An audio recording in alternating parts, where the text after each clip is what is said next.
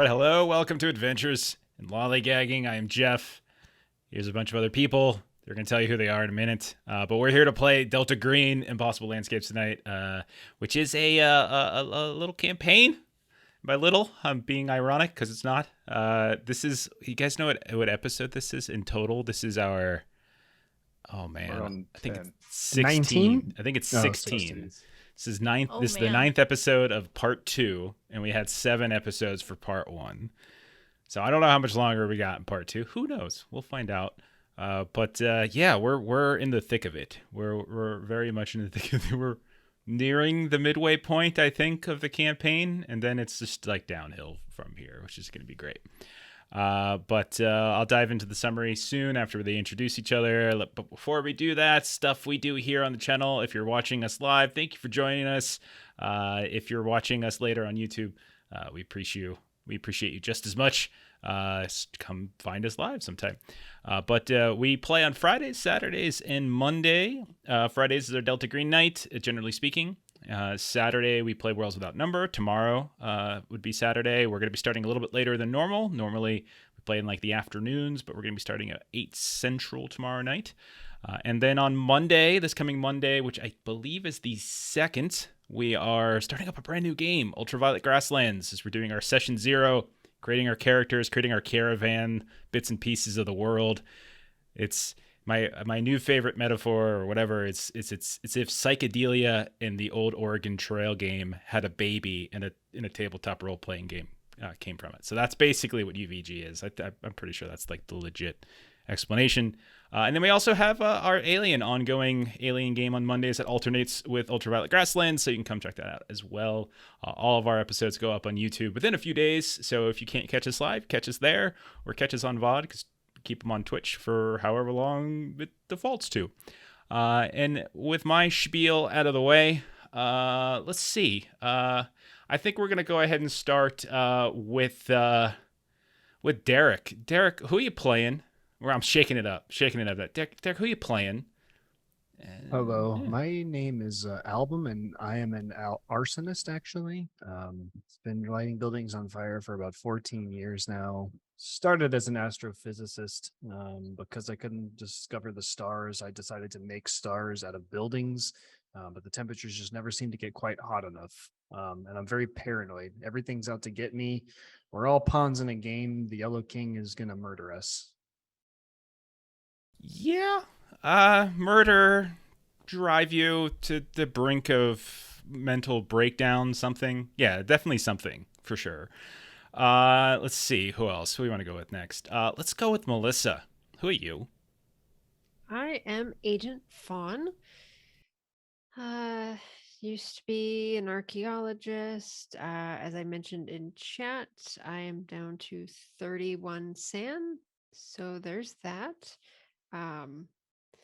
My theory after last episode when we were on Zoom after stream was very conspiracy that like all of the connections that we're making are references to things that happened 20 years ago because we're still like in our own minds or some such thing, and that's why everything is connected because it's all we know. So yes, lots. It's a very interesting theory. Very interesting theory. I confirm, deny nothing. But I appreciate the theory nonetheless. We also learned beforehand that your favorite color is lavender. Lavender. That's it. Okay, long. This is verified. Long. Who are you? Who you played? Yes, I'm playing Agent Vessel, the ex-FBI agent, now bartender in this crazy little future we got going on. Supposed to be or good at combat at least. But I did take a big wound recently, so we'll see how that goes. Yeah, we've got a couple people that are actually down on health too, because of interesting occurrences happening. Your ex a lot of things. You still own your bar. Like, you still have your bar. You're just not there. You just got called away, you know? Right. It's still there. Yeah. At least I think it's still there. Oh, thank you, Ryan. We got rerolls for everybody. Everyone's got one reroll. Ooh. Start of the night. Thank you, Ryan. We still had 2 left over from last time. Okay, just remember the rules. Once per scene. Mm-hmm. That's it. And so we space them out. Can't just Spam use them. Because I still want to kill you. I meant, I still want the story to go smoothly. Anyway, and finally, we've got Ashley. Speaking of dying, my name is Agent Chelsea, and I currently have 1 health. Oh my. I shot myself. Unloaded a whole clip in my body. I woke up and I didn't have any actual wounds, like new wounds. I had old healed ones. But mentally I'm a little messed up right now. But before this, I was an FBI analyst, and then I went a little crazy after the mission, started cleaning corpses and crime scenes. Totally normal, normal human things. Totally normal. Okay. We got some bits thrown out. Got a hype train going early. Thank you, everybody. You guys are all awesome. A little bit on the good side, a little bit on the bad side, which is going to be great. So we've got some rerolls for the players, and we've got a little complication we get to throw in when I damn well feel like it at this point. So we'll see how that goes. What? I may or may not have been involved. Alvin is an agent of chaos. There's a knock on the door. You open it. There's a xenomorph. There's a 3057. Wow, that's when his one counts, is when it's a complication. If you guys would all now turn to your Alien RPG character sheets, we can begin the second half of the evening. Let's go. All right, let's go. I agree. Let's get started. So let me run through the recap here. There's so much to cover. It's impossible to cover everything. So again, do not read anything into the stuff that I include in a recap. It's just stuff. Like, there's a lot more. Trust your own notes more than you trust my recaps. Oh gosh, what is Derek doing? He's freaking me out. We got some chaos happening. Get that blur fix, or Thank you to all to Twitch. I have 2 complications for tonight. Oh, goodness. Oh boy, y'all are screwed. Okay. Just to remember, complications are just when it's not always 100% bad necessarily, but it's something that's going to make whatever you guys are trying to accomplish like more difficult. Make it spicy. Spice things up a bit, and or get like 2 or 3 other people killed, because that's what we did in an Alien game once. So it was Are fun. we aiming for me? I feel like that's. I was about to Maybe. say it's going to be like that time that Chelsea was trying to call somebody and she was talking to a Taco Bell drive-through thing, and they're like, "Ma'am, do you want a chalupa or not?" Oh, that was so funny. Walk costs extra. Okay. That was so funny when she just she thought she was on the phone talking to somebody that helped her, and she's talking into a drive-through Vessel. speaker. God, I love that. If you can hear me, please blink twice. Yeah, complications are what kill Ellsworth, Adam. But I brought an Ellsworth back. Come on. You can't be too mad at me. All right, let me get back to the recap. So we've got 4 agents, the self-proclaimed D-Cell.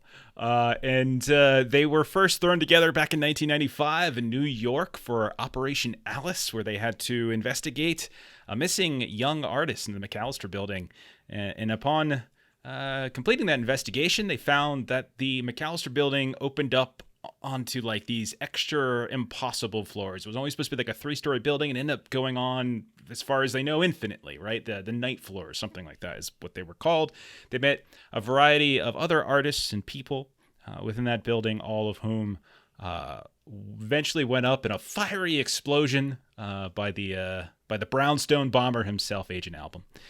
And because of how badly things ended at the end of that operation, they haven't worked together since. 20 years later, flash forward to the new operation, Operation Indian Moon, where all 4 of these people were reunited in Boston under the guise of their new handler, Agent Exeter, who gave them their assignment, which was to investigate the disappearance of 4 Dorchester Psychiatric Hospital patients / agents who had gone missing, and they were investigating. Apparently some kind of occult books were involved, and if you were to come across any, you're not supposed to read them. You're supposed to like deliver them to Exeter, etc. Now, during the course of this investigation, you learned that on the walls of one of the patients' rooms in the hospital, there was a message about Abigail Wright, the same Abigail Wright from 1995. And then during the course of your investigation, you've also discovered that lots of weird things are happening. First of all, you found out that there was a missing room in one of your hotels, in the Boxer Hotel, that Chelsea found after she was kind of delirious and in a fugue state following getting released from jail in a very strange and peculiar fashion. Inside of that missing room, there were all sorts of like little haunting, creepy things and bits and pieces of information, including files on Delta Green investigations and stuff. There also was a time when good old Agent Vessel posed as a friend of orderly Richard Bryce and went inside his home, promised to have pork chops dinner with his mom, and instead snuck into the orderly's room and found that there was a mummified remains of a dead child in his duffel bag. And that bag was speaking to Agent Fawn earlier that night. There was also a moment when Fawn, she was moving around in the Dorchester facility, she found a flyer for a support group called the Encounter Group that had the yellow sign on it, along with a kind of a strange cryptic message. And then, how could we possibly forget when Album spoke to somebody on a satellite phone given to them by Agent Exeter that had no actual circuitry inside of it, but was instead filled with compacted sand, vials of something called hellebore, and tiny gold bugs that, when eaten, gave Vessel some weird, creepy visions. So you guys all decided to investigate your handler some more, finding some of this suspicious. You did this a couple times, a couple false starts. Eventually, you got into his home on a Saturday morning. Things went terrible. You found a few items, but you also found these two impossible machines that were not powered by anything, yet somehow still functioned. One of them attacked you all and kind of ran you out of the house as you were burning it down, and possibly injured some neighbors.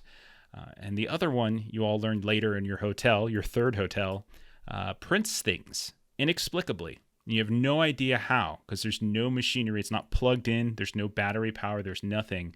And it started printing up a lot of weird stuff, including references to various demons from the Hydromantia and the Ars Goetia.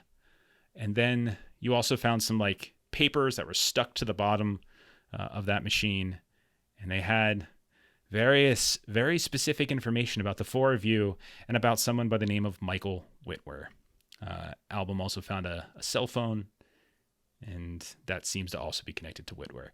So we're going to start up. You guys are in your hotel room. Chelsea has had another very strange interaction when she tried to leave the hotel room. Gunshots were sounded. She thinks she was shot. You all think she was shot. Yet now, Chelsea, you're standing in the bathroom of your hotel, staring at yourself in the mirror. Maybe you've unbuttoned your blouse just slightly enough to see where the gunshot wound would be. Pull the shoulder, the sleeve down the shoulder, and you see you have no gunshots. What do you want to do? Late Saturday night. I didn't mean to. That's what it sounded like.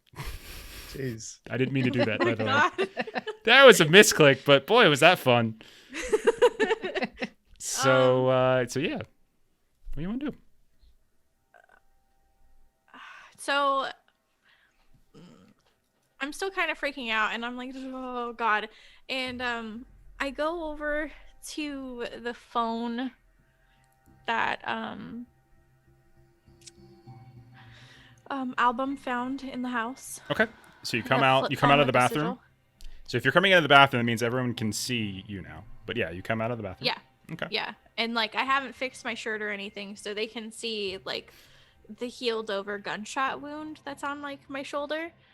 And I keep like touching it to make sure I'm like not bleeding, and I snatch the phone off like the bed or something.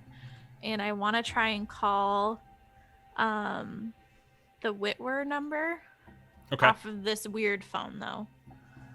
Because we called off the regular phone. The satellite phone? The flip phone that we found in the house. Oh, okay. Yeah. So you want to call the Whitwer number from the phone you have. Mm-hmm. Okay. Mm-hmm. All right. Phone rings once, twice, and then eventually you hear a female voice on their side. It says, Michael? No, this is Chelsea. Chelsea? Where's my fiance? We're still looking for him, but I have a few questions I'd like to ask you. Who's we? The fellow agents? Your DEA? I'm FBI. Why is the I'm confused. Why are... What does the FBI have to do with this? To cross state lines. Okay. Roll a persuasion test. Nice answer. Hold on a second. Drug Enforcement Administration versus Federal Bureau of Investigation. Come on. Wait, I'm bureaucracy? Or persuasion, you said? Persuasion. This is more about convincing her. You only have to worry about bureaucracy if she knows what the hell you're talking about. 6. And you guys did learn that she is like a hairdresser fiance to Michael Whitwer, who is under some kind of investigation. And then there was something that went, and if you guys recall, there was like weird stuff on her Facebook page and etc. Okay. Yeah. So, okay. What happened to him? I've been trying to call him. I haven't reached him. He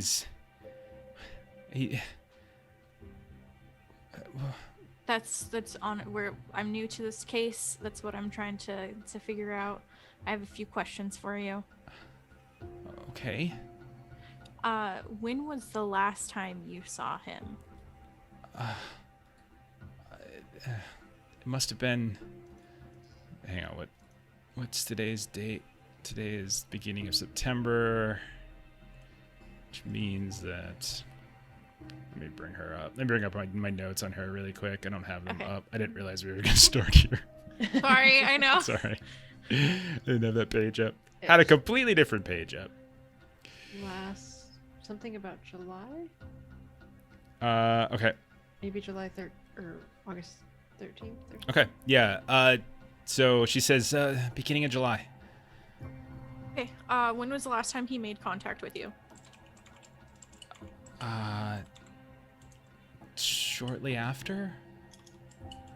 He called me once or twice from this number, though. Yeah. Okay. Did he say anything weird when you guys spoke? What did you guys talk about? Nothing. He was away on work. And we talked a little bit about plans, wedding. That's it. What about the wedding?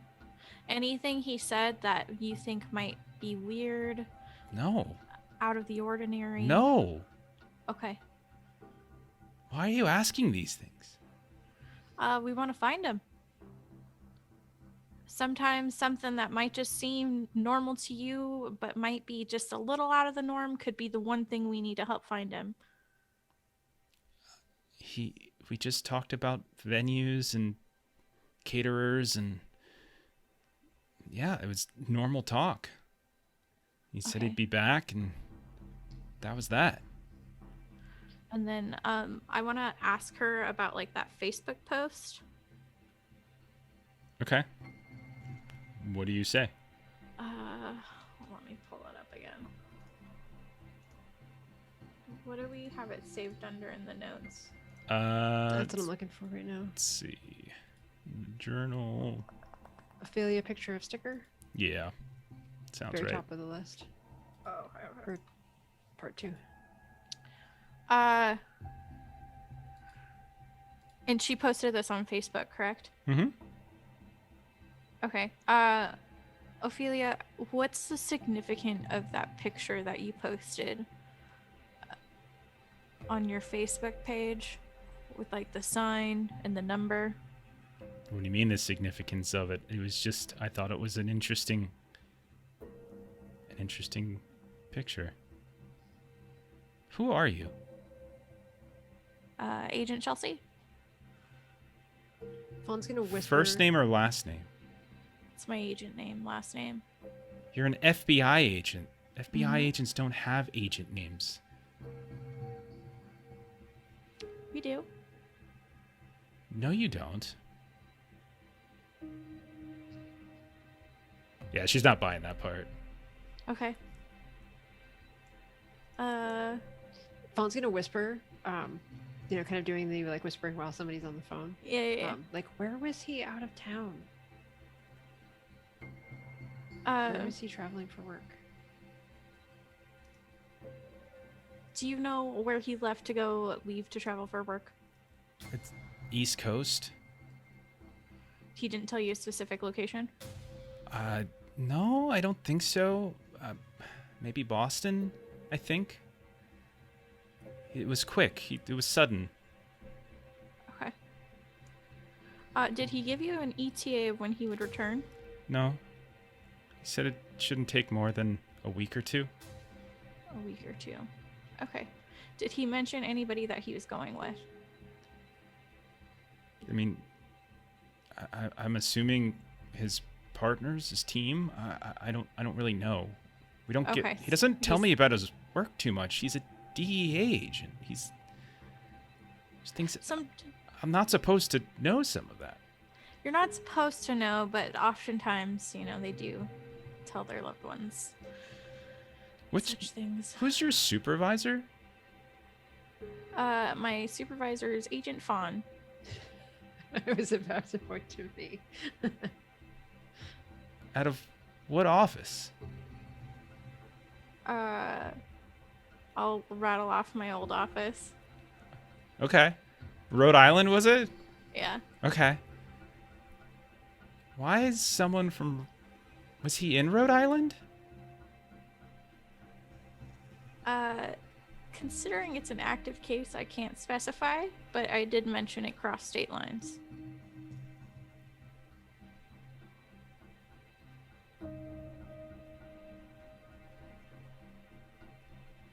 Just long silence. Yeah. Is there anything else you can think of that you can tell me? No, there's nothing. Okay. If he reaches out to you, can you please call me back at this number? Why do you have his phone? It was found.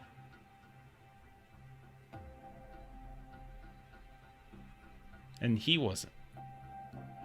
We're looking for him. And you haven't seen him. I have recently been brought into this case, yes. So, I have not seen him. I'm unsure if other agents have. We're researching. I want to do like a roll to see if she seems honest about this. I mean, you're over the phone. This is one of the reasons Okay. I think people do interviews face to face, that you're not getting like facial expressions or anything like that, body language, none of that stuff. All you're really getting is like voice. So I'm going to say like human int minus like 20, Okay. meaning like it's worse. It's harder for you. Yeah.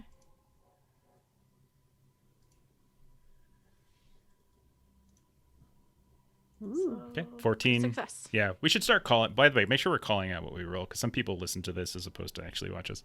I'm getting some requests for that. Got it. Okay, so success. You don't think that she's outright lied to you at any point, but it seems pretty clear that she's immensely suspicious of you and is a little on edge. You can get that from her voice, and I would say you're not certain that she's telling you everything. Okay.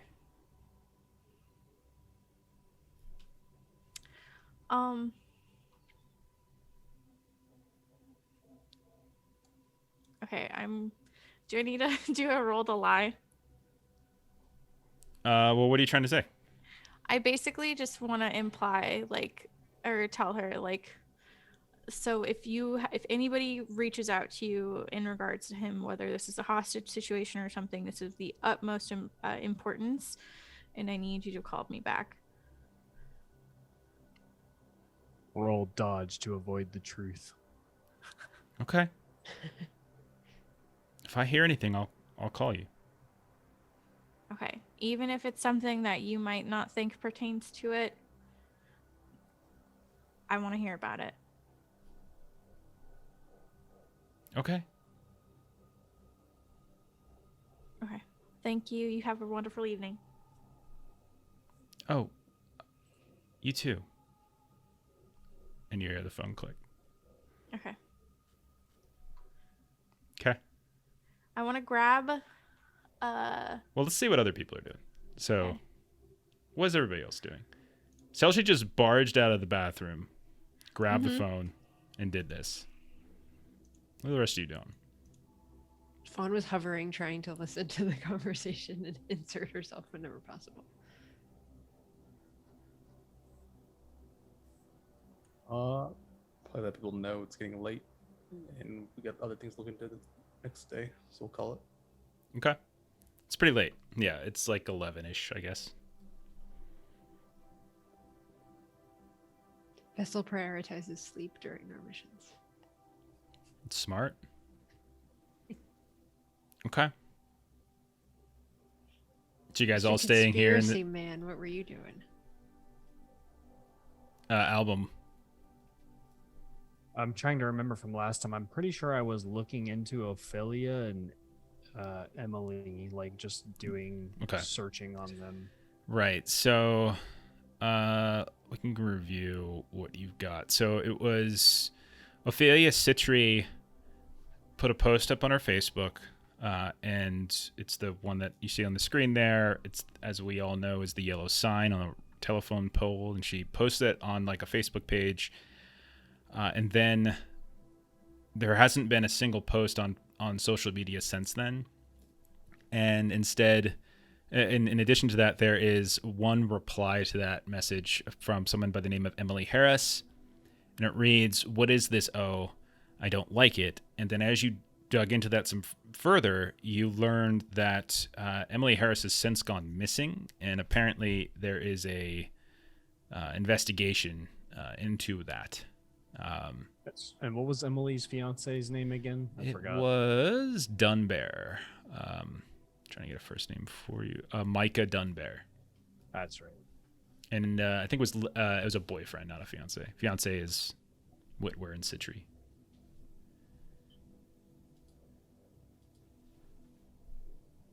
Okay. Yeah, I think album is just trying to look more in that. I remember that was an album what was doing. That was what album was doing last time. Yeah. So while they're like messing with that, he's just trying to pull up as much as he can. I would say that you've probably concluded everything that you can potentially get from internet searching, from looking through newspapers, public information. So all the public information on the case you have. Information that law enforcement might have is a different story, of course, but you don't have access to that currently. Okay. So Vessel just wanted to go. So you guys have like you're in your third hotel at this point. So you started in like a Best Western, went to the Boxer Hotel, and now you're in the Hilton. You got one room where you guys have been going through all of the material that you were able to salvage from your Exeter romp. Vessel, do you want to just leave and find your own room? Do you want to crash here? Is everyone crashing together? What's going on? Yeah, I'll do a new room. Okay. So you go down, get yourself a room. It's not an issue. Okay. While Vessel is gone, and you guys are talking, the cell phone rings that you were just speaking with Ophelia on. Chelsea. I'll answer it. What do you say when you answer? Like, how do you answer it? Just hello. Hello, who am I speaking to? Who am I speaking to? My name is Special Agent of the DEA, Ruben Hardrick. Why are you speaking with Miss Citri? I'm sorry, you have the wrong number. Oh, I don't think so. I hang up the phone. Okay. Phone rings again. Yeah, I'll take the battery out. Okay. So you do. Complication 1 is now in play. Oh shit. Now, I think you forgot, by the way, that Vessel had learned that the line was tapped at the end of last Oh, yeah. session. He was on the phone and he heard the clicking, which suggested the line was tapped. And then that's why Vessel quickly got off the phone. So I was really surprised. Like, oh, okay. Let's do this again. What would you guys like to do if you rip the battery out of the cell phone? Well, Chelsea would not know that it was tapped. That's fair. It might not have happened. It might have happened while you were in the bathroom. That's fair. I think it happened when I was passed Oh, out. passed out? Yeah. When you were shot. Maybe. I don't remember the exact sequence, but no, it makes Oh, well, sense. it makes happened. sense. No, it's in play now. It's in play. We keep Thanks, doing things Jeff. so well. Don't thank me. Thank let's say, was that Adam or was that Too Old to Twitch? Whoever dropped the first It one. was either Derek. Might even that been was Derek. Yeah. All right. Okay. I'm looking through the handbook and I'm looking for healing. Mhm. I need to go see someone, correct? Yeah, you don't. So healing in this game is not like normal. Like It's not magic like wave your D and D hands. 5th edition. You just sleep overnight and like you get all Yeah. your stuff back. It's a little different than that. You regain like willpower and stuff when you sleep, but in terms of like straight up healing, no, it's a little different. So I think we had just looked it up for somebody else. Melissa, All right, or was it Long? probably Long. I think he was That's the for one me, who but got I pretty don't low. remember. Okay, so what do you guys want to do? Sleep. Okay, you I got to got roll too your. tired to sleep. Okay, I just need to know: are you guys staying in the same hotel room, or are you splitting up? I think ladies and gents probably. Okay, Album. Yeah, that's fine. ladies and gents, that works. Go ahead and roll your test, Fawn, to see if you can get a good night's sleep. Sleep. Yay. Now, how do you? Now I need to know recovering willpower because. So okay, so if you're just getting sleep, 1d6 willpower after getting a full night's sleep. And don't forget, if you play up one of your agent's personal motivations in a way the handler finds compelling, your agent can regain 1 willpower. And if at any point you guys think you're doing that, and I haven't like given you a call out for it, you're welcome to just bring it to my attention. So it's fine if I don't notice it. Anybody else need to gain willpower for sleeping? No, I was full. Okay. Oh, it must be nice. I was need sleep every night. Yeah, Melissa's got a sleeplessness disorder, so she has to roll a check every night to see if she actually gets a good night's sleep. Okay, so what do you guys want to do? Sunday morning comes around. You actually have all gotten a good night's sleep. So what is it that you guys want to do? We wanted to expose ourselves to the Dorchester house again. Interesting choice of words. So sorry to interrupt, but there's recuperation that can Mhm. happen. Over time, the human body repairs itself. A patient who rests in a safe place with proper food and water can attempt a con ×5 test once per day to recover 1 HP. Okay. When morning comes, you can go ahead and roll that. Cool. So we're in morning. That's fine. And Vessel, I guess you can do that too. Con ×5 because you're down HP, correct? I get 1 HP. There you go. Okay. That reminds me, did that person that we had contacted ever show up? The like black market doctor or whatever? Oh yeah, you guys tried to contact. I did. Hang on, let me check my notes. I You think I guys- spent something to be successful on that. To make sure that I had. That was contacts. yeah. You used the coincidence. Yeah. Okay. Yeah. And for, but you that- tried to contact somebody, right? You tried to contact somebody to find like a street doctor or something like that. Is that right? Mhm. Yeah. Okay. And who did you contact to try to figure that out? I don't know that we contacted anyone specifically. I think we just used the coincidence for that. Okay. So maybe like some like underground doctor, like, you know, Okay. Yeah, street somehow I doc. knew. Yeah, the coincidence was that Okay. somehow I knew somebody. So then what we can say is before the night is done, maybe while whoever needs to can go out and get that taken care of. Do we want to do that, or do we want to waste Sunday on that? No, I had done that last night, so Oh, okay. Saturday thing. So yeah, if you do that Saturday night, you'll get home a little later. Maybe that's why you're able to sleep, is because you finally got some of your wounds healed. Okay, cool. Okay, but you just go to like an urgent care that Basically. you basically go to an urgent care that just doesn't ask too many questions. You go to like a kind of a rough part of the neighborhood. Maybe it's a place where kind of a walk-in clinic where no one really asks too many questions. Hey Chuck, how's it going, man? Sunday rolls around. You guys are healed up, rested, recuperated.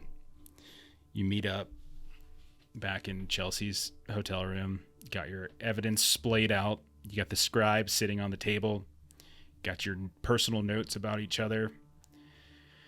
You've got the cell phone, which you've taken the battery out of. What's the plan?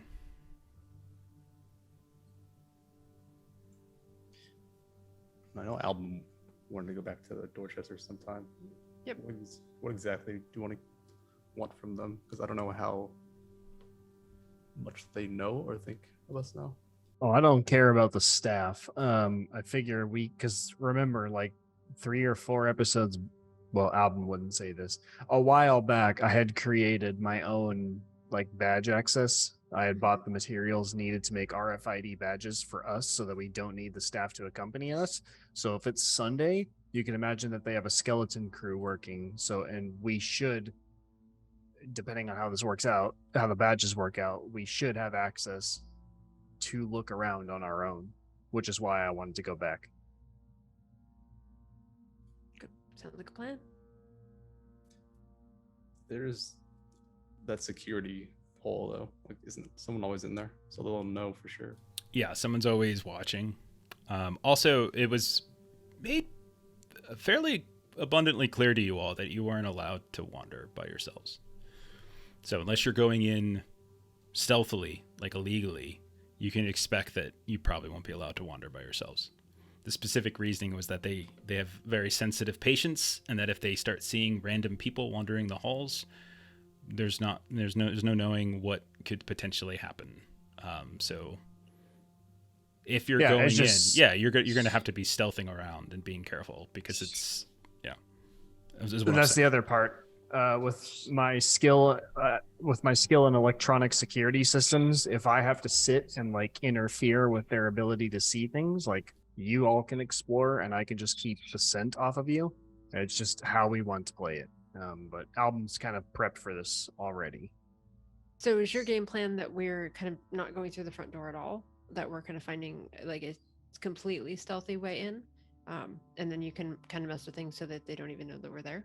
So we can go in, like we did the first time, just looking around, asking questions, and then I can get into the room where the security person hangs out, and then I can try and figure out some way to sabotage their work or just distract them. And then you all have what I'm saying is that we can play it both ways at once. We just have our own badges so that if any of us can slip away, we don't need to worry about not being accompanied. Okay. Do we want to try to like create a distraction or a diversion? Like, do we want to try to kind of rile people up so that it's easier for them to kind of lose a head count of how many of us there are, so that you can kind of work on that? I don't know if that would work in our favor.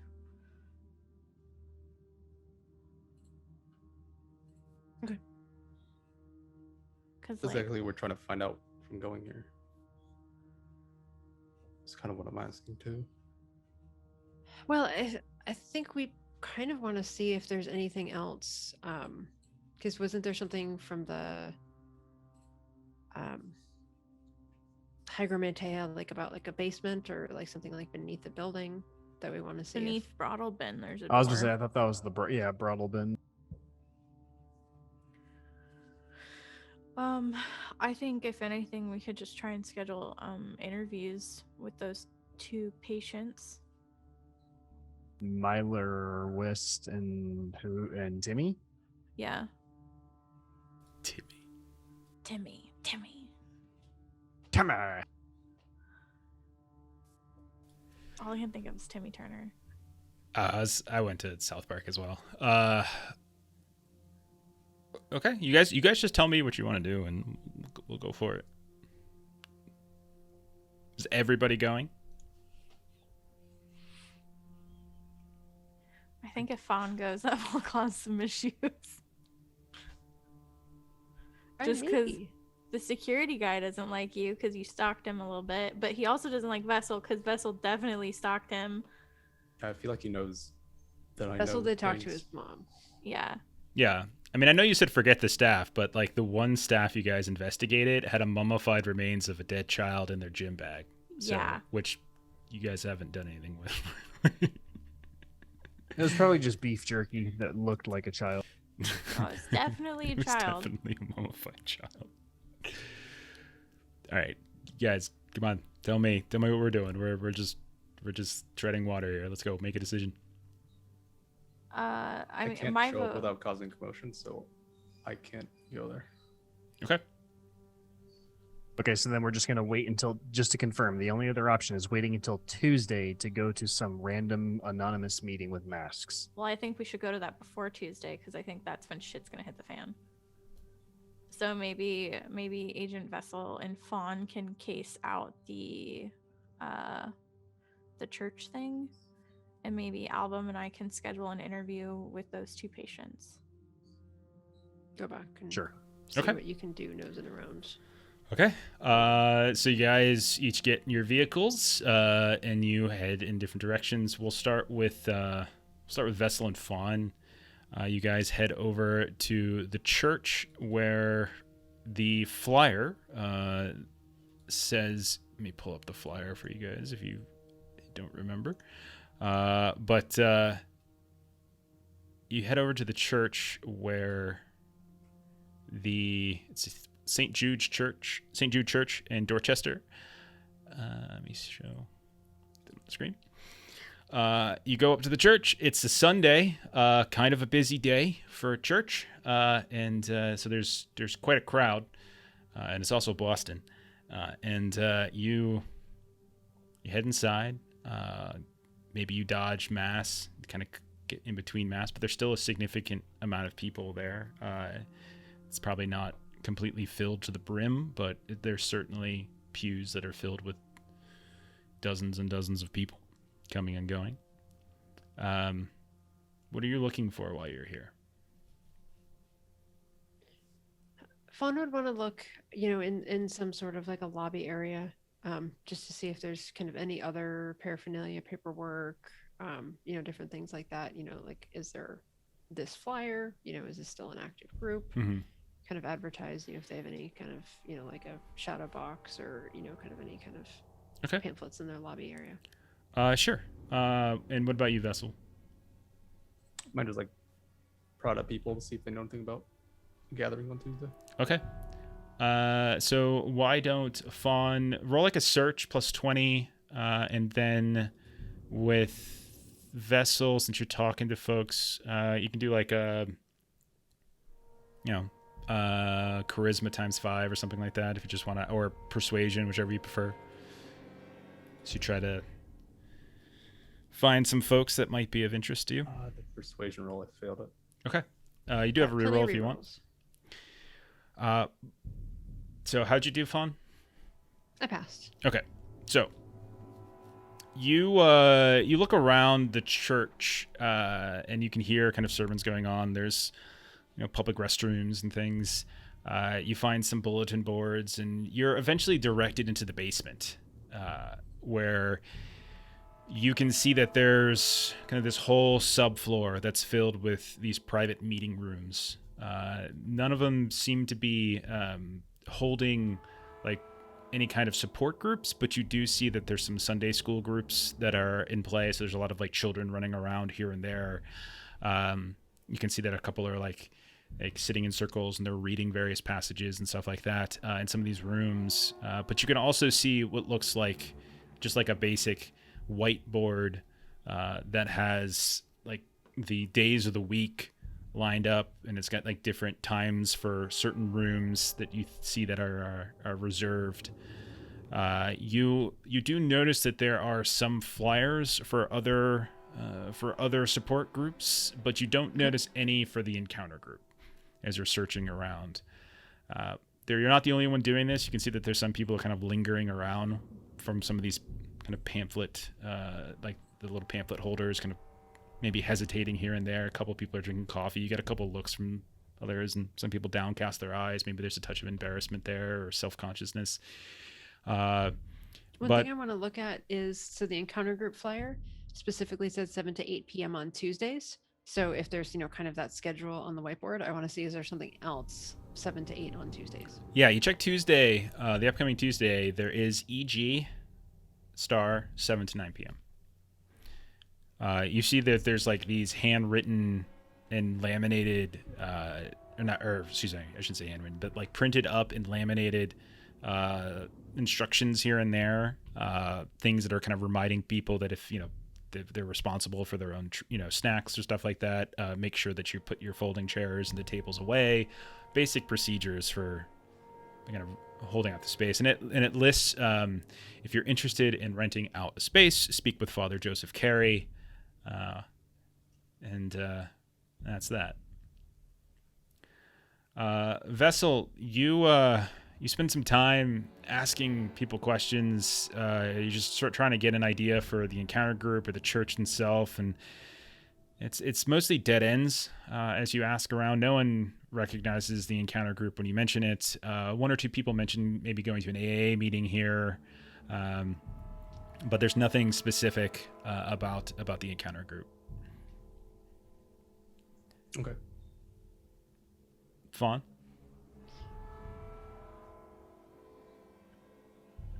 I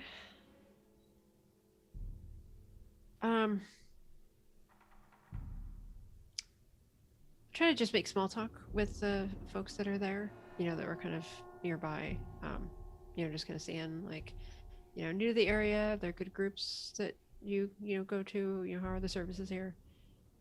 Yeah, and you get mostly positive reactions from people here. Yeah, they're just like, yeah, sure.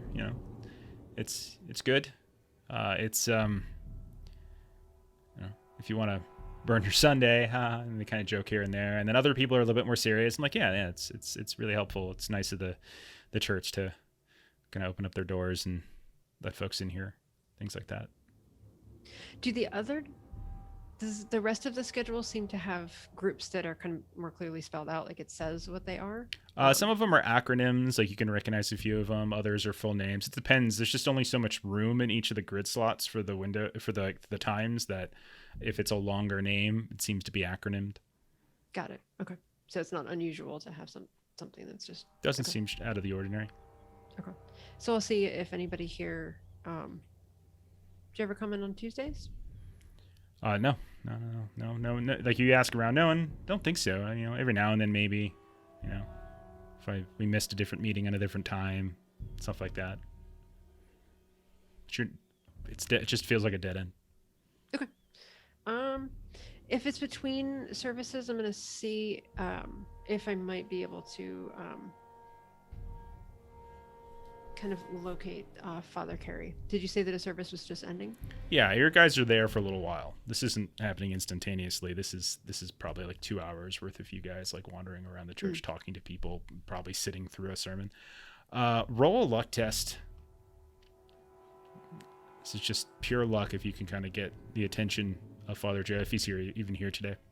Yeah, I was hoping maybe strategically he might be greeting people at the end of a service. It's more of just luck. It's seeing if he is here today. I rolled a 41, which is a success. Okay. Yeah, and the very thing that you just described, yeah, he's there kind of greeting people, bidding people goodbye who have come. And so people are kind of, he's smiling here and there, making jokes with some of the kids and stuff like that. But yeah, you take a look at him. He's probably in his 60s. Fairly friendly-looking face, kind of a blotchy red complexion. You get the sense that he might have been a drinker at some point, or maybe he still is. But yeah, he's in his, his raiments and everything. And what do you want to do? So I'm just going to kind of insert myself into the line, and then, kind of greet him. Kind of go through something, similar, hi, nice to meet you. I'm actually new to the area, interested in, some of the groups that you have here during the week. Oh, sure. We have wonderful groups, several of them. If there's something particular you're looking for, you should go down to the basement. We have a sign up window, all sorts of literature you can pull from. It did actually, and so I'm gonna pull it out because I think we took one of the flyers for the encounter group, and so I want to, I want to be looking at him when I kind of pull the... I'm just gonna remind you of this just because I think your character would know. It has the yellow sign on it. Can I? So, can I fold it? Can I fold it in half? Okay. So it's just the top part that just says the encounter group. Okay. All right. And are you sure Fawn would be willing to risk pulling that out in public?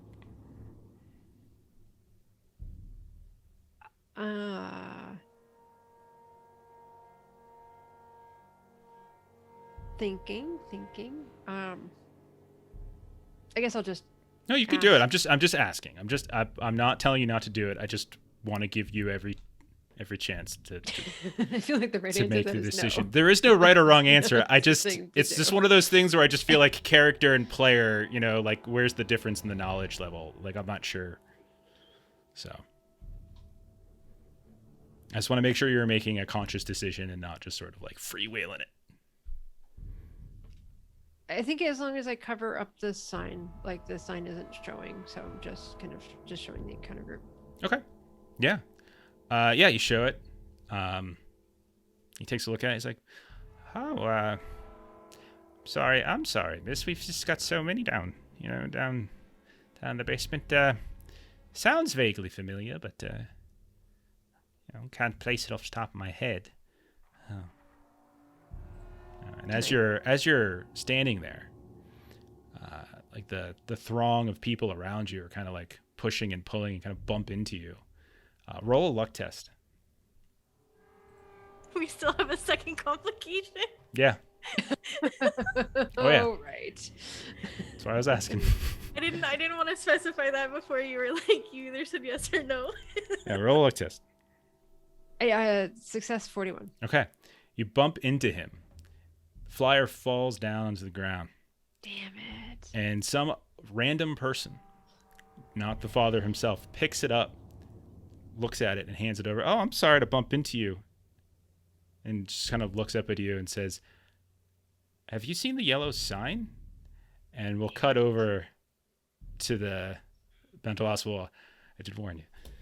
Can I do a roll at his reaction? When he saw the piece of think paper? about it. We'll come back. Thank you for the complication. I think that was too old. That's too old to Twitches. That was too old to Twitches. There you go. Chelsea album. I'm gonna cut through the security gate. You referenced Dr. Dallin, and you can get through just fine. It seems, as long as you mention his name, they let you in. Actually, before we go to the Dorchester house, could we try and make like a computer virus that is housed on a USB to like infect the Dorchester security system? Okay. Kind of like take it out. Oh, I like it. All right. Let's do a roll then. Computer science, probably. I think that makes sense. Is this something I could help Chelsea with, or is this something one person would roll? I'll say, Chelsea, if you want to do it, roll your computer science. I'll say take like a +10 or something for Album assisting you. Like as the two, because you're a fairly brainy computer people. Like Album's more of like, I think the physical of like the hardware, and Chelsea's more of the software. But I feel like you're both brainy with this kind of stuff. But yeah. Success. Okay. We'll say this is going to take a couple hours in the morning. This is I'm not a computer hacker, but I would imagine putting this together, since you guys have your own stuff ready to go. It doesn't seem like you've come across as people who have like that stuff is easy access. So it takes a little time. But sure, yeah, you have something on a thumb drive that you think will impact the systems. And since you have specific knowledge of security systems from your home scenes and stuff, Album, maybe that's your assistant. That's the thing you're helping with, kind of working with that. And so it's basically just there to kind of do the very thing that was actually happening. Yeah. Okay. But then lunchtime then, so we'll say you spent your whole morning and maybe around 1 or 2 o'clock in the afternoon, 4 or 5 hours worth of putting your heads together. It's not the most complicated thing in the world, but for some random orderly who's watching a video, it'll do. You make it to the Dorchester house. You reference Dr. Dallin again. You're waved in by the security folks at the gate. You pull up to the front and you see the exact same woman that you saw when you were here last, waiting for you at the door. Gail Houston, blonde, younger, short, somewhat stocky, as she. I haven't been yet, so this is my first time. Oh, I'm sorry. That's right. You were in jail. Yeah. So when you step through the door, Gail Houston,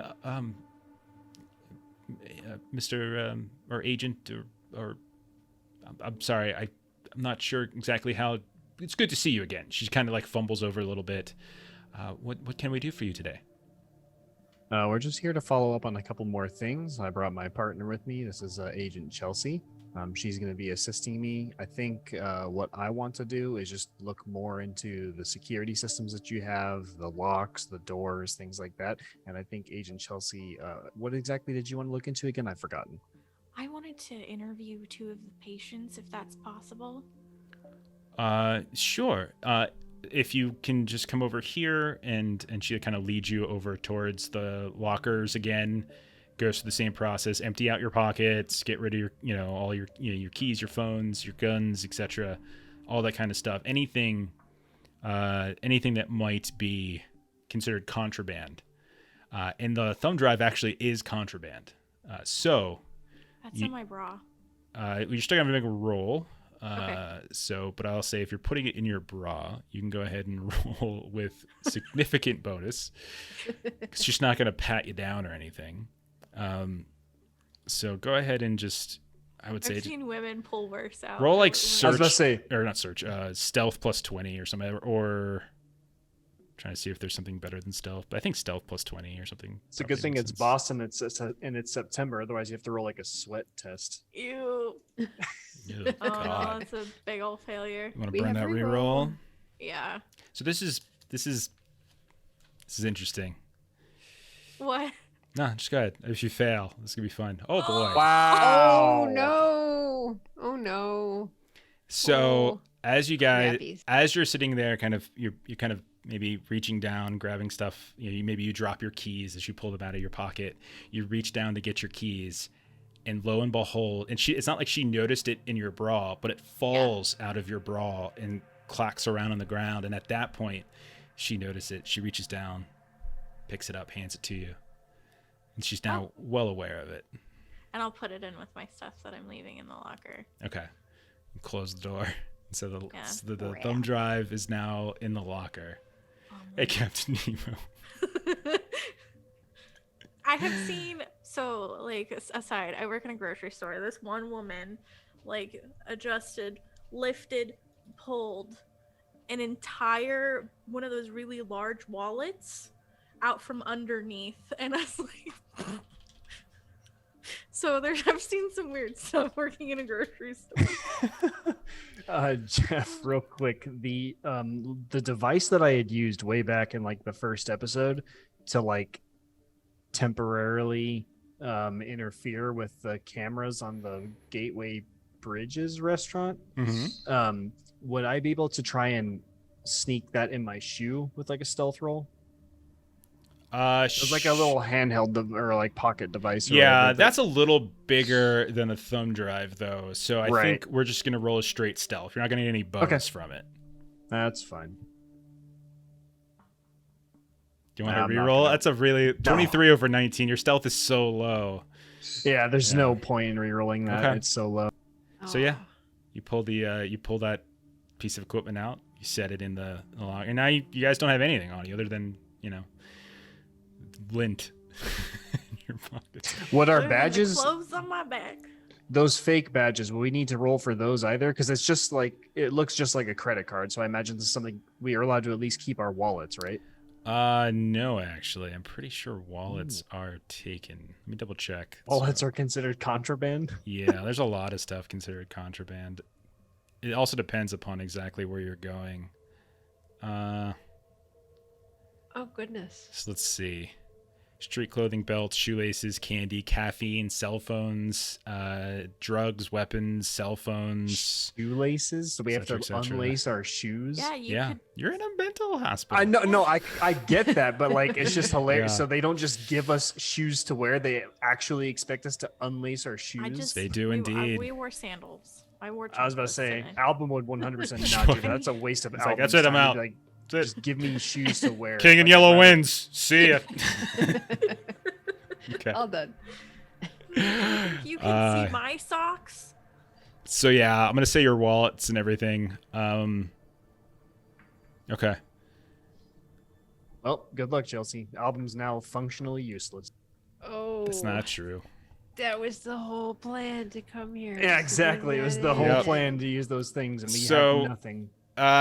She says, "Go ahead and wait." Interview. She's like, she gets on the phone. She's like, asks you to sign in, and she like calls up, and she's like, "Nurse Samagina, could you come down here, please? We have two of the agents are back, and they have some additional requests.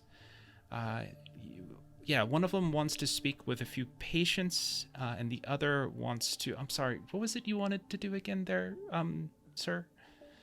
Yeah, look into the security measures that you have on this building. He wants to look into the security measures. Yeah. Sure. Thank you. She'll be down here in a few minutes, and it sounds as though Michael's gonna come down too to help show Album around. Okay. So a couple minutes go by, and you see there's Samagina, smiling face. She's like, "It's good to see you again, sir. Oh, I'm sorry, we haven't met." And she introduces herself. I'm Esther Samagina. You can call me Esther. It's fine. It's lovely to meet you. So you wanted to speak with some patients, is that correct? Yes. Okay. Which patients? Derek, which were they? I think it was Ed Miles or something. Ed Miller Myler West. Weist or Weist. Wist. Yeah, and then Yeah. Timmy something. I don't know his last name actually. I'm trying to find it in my notes real quick. I should have looked while the other scene was happening. Okay. Yeah, Ed They're Myler flustered Weiss was by the only one the- I had written down. Security. Things aren't going well. No, it's not. You can Nothing tell over. I worked right up until we got on Yeah. stream. Yeah. Okay. The I know who you're talking about. Don't worry. I just find it hilarious that you guys are forgetting the last name because that's the important one.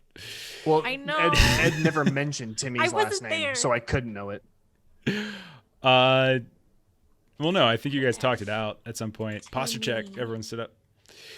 Okay. So she says, "Okay, no problem," and then she leads the two of you up. You meet Michael Devon again by the elevator. He's the man you spoke to, and he'll lead Album over towards the security room once more. Chelsea and Esther Samagina will head off in a different direction. We'll cut back Okay. to where there's a random 40-something-year-old man who has picked up the encounter group pamphlet and is holding it and kind of staring at it, and just sort of Snatch looks it out up. of his hand. Okay, and he's kind of got this confused look just covering his face. And then Father Joe is like, I'm sorry. What, Edward? What did? What did we see? See what? What was it? And the guy's just what it? What did I say? He looks very. You said something about have you seen a yellow sign? I think he was just looking for a Sunday brunch. Just. He kind of looks at you and he's just like, Sunday brunch? No. I picked up the paper. And I just. Huh. And he looks. You can tell he's just got this. His face is just kind of contorted in the utmost confusion right now, to the point where like Father Joe kind of puts a hand on his shoulder. I think you should sit down. You don't look well, Edward. Sit. And he kind of leads him over to a bench. Yes. You. And Father Joe's like, down the hall. There's a water fountain. Could you just go get him something to drink, please? Go get him a little cup of water. It's okay, Edward. It's fine. It's unseasonably hot. It's probably just the heat. That's not the voice I was using for him, but whatever. I will. I want to look at trying to gauge his reaction because I showed him the pamphlet and now he heard the statement. Humint. Roll a humint. And sure.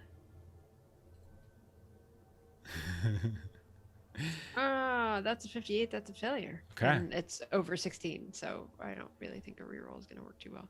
Yeah, it's less about like you can't read them and more it was kind of a crowded and quick moment and it was hard like as you desperately reached down to grab the pamphlet from the guy, you didn't have your eyes on him long enough to really get a read on it. So it's possible he might have just put up like his serene priestly face afterwards of concern. So then I want to go get water and try to see if I can find where Vessel disappeared to. And Vessel, where did you disappear to? I'm checking out the building. Okay. Any empty rooms where people could potentially gather. Yeah. What are you looking for? Just like I want to find where this group could potentially meet up. Just like survey the area. Sure. Yeah. You head down. I mean, one thing, one way or another, you work your way down into the basement, and you can see that this appears to be where like breakout groups meet, whether it's specific church business or if it's third party that are just using the space. You can tell with great certainty. Like I mentioned to Fawn, it's like looks to be sort of Bible study, Sunday school type groups that are working right now. You can see that there's a few places that have like little cups of orange juice and like Dixie cups and stuff like that for some kids here and there. Some of these are empty. Looks like a few of them are being used for storage. And then others look to be larger rooms, and they have a bunch of folding tables and folding chairs that have been stacked up in various places on other sides of the room. Then in those, I want to see if I could find this like mass that they speak of on the flyer. It says like mask are provided. So anything resembling that? Oh, okay. Yeah, roll a search. Great success. Okay. You look around and you find no evidence anywhere in any of the rooms of masks. You find no evidence anywhere of anything like that. But because you got a critical success, I'll say crumpled up in like a corner within some dusts of one of the rooms, you find another copy of the Encounter Group pamphlet. And you can see on the back half of this one, there's like instructions on how to get here, written in handwriting. And this instruction wasn't on the original one? Or is it the same? Nope. You don't see any, you don't see anything like that, no. It's just like, it's like someone who maybe like Google Maps something, and like they wrote down like the left-hand turn, right-hand turn, that kind of stuff. Where did it come from?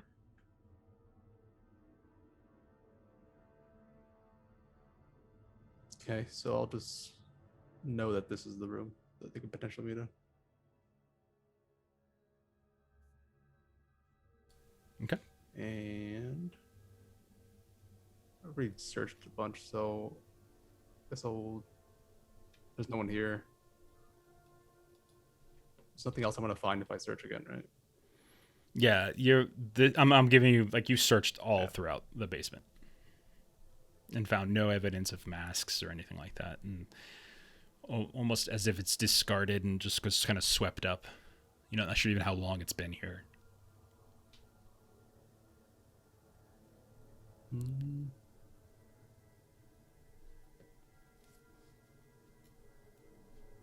Something out of the ordinary. I'll just leave. Okay. Just let- Start moving up go. the stairs and you bump into Fawn. So the two of you have reunited.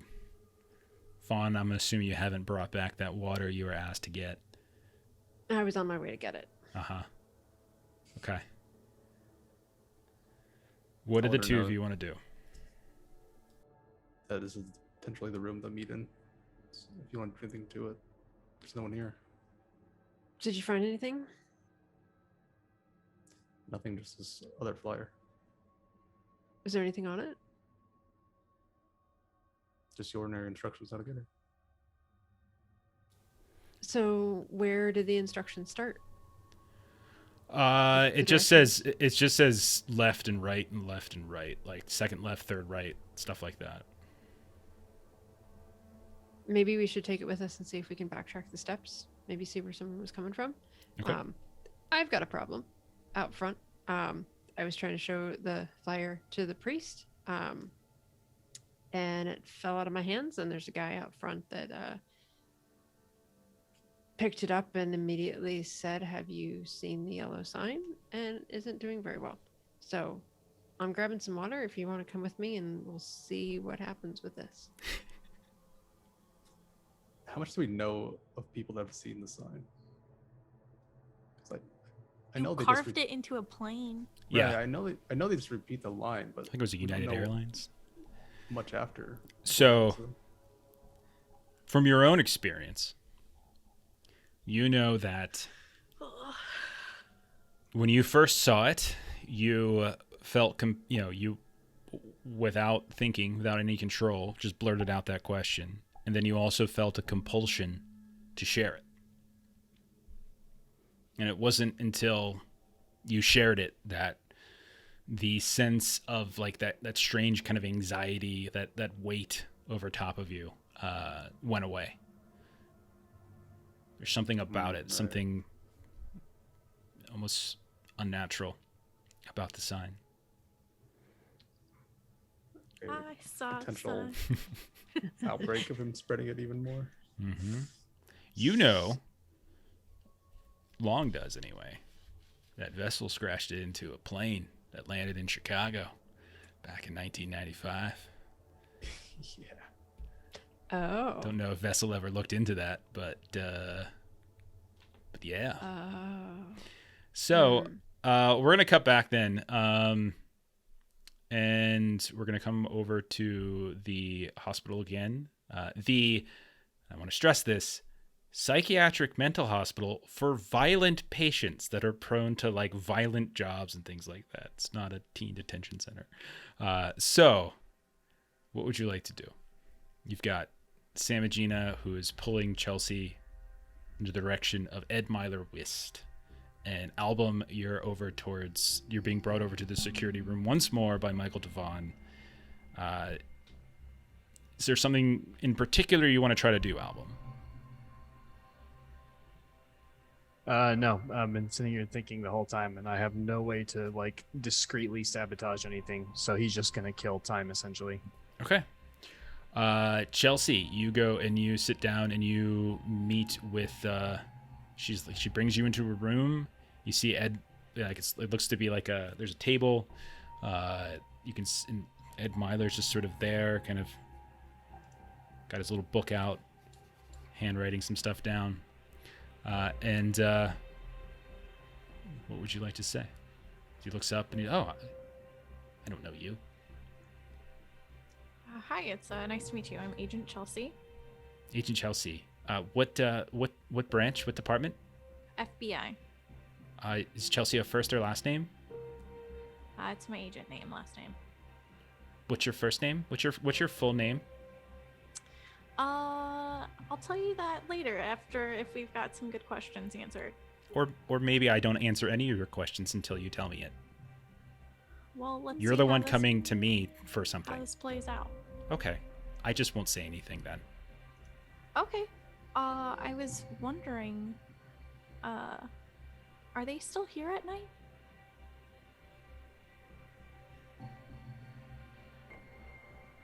Just stares And at you. she'll and she'll just kind of sit there and she'll stare back for like at least a few moments. And then You could see Esther's like kind of leaning up against the wall. She's like kind of just shaking her head. I'll give let me get my other notes up. My other my first name is Hazel. Hazel Chelsea. Yeah. Okay. You see he immediately does what I'm doing now and scribbles it down on paper. Okay. And what field office do you work out of? I do not work out of Providence, Rhode Island.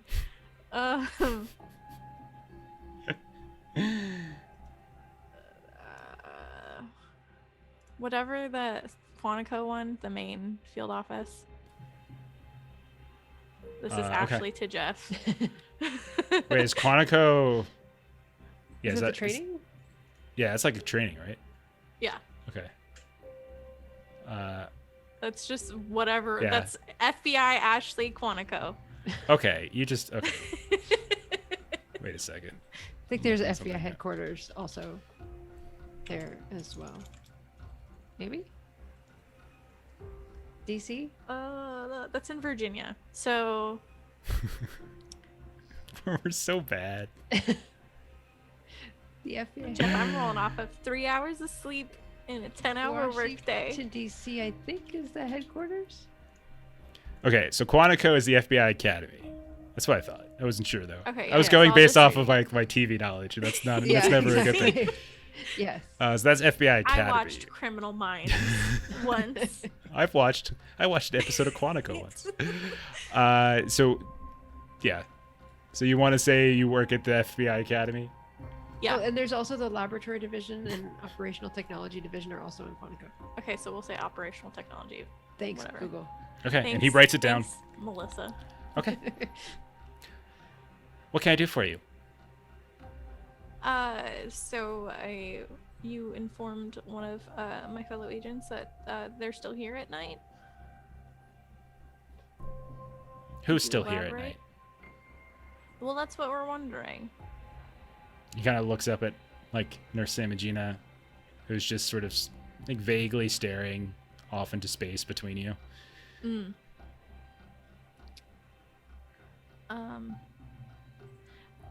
Can I ask Nurse Samagina if she could step outside the room?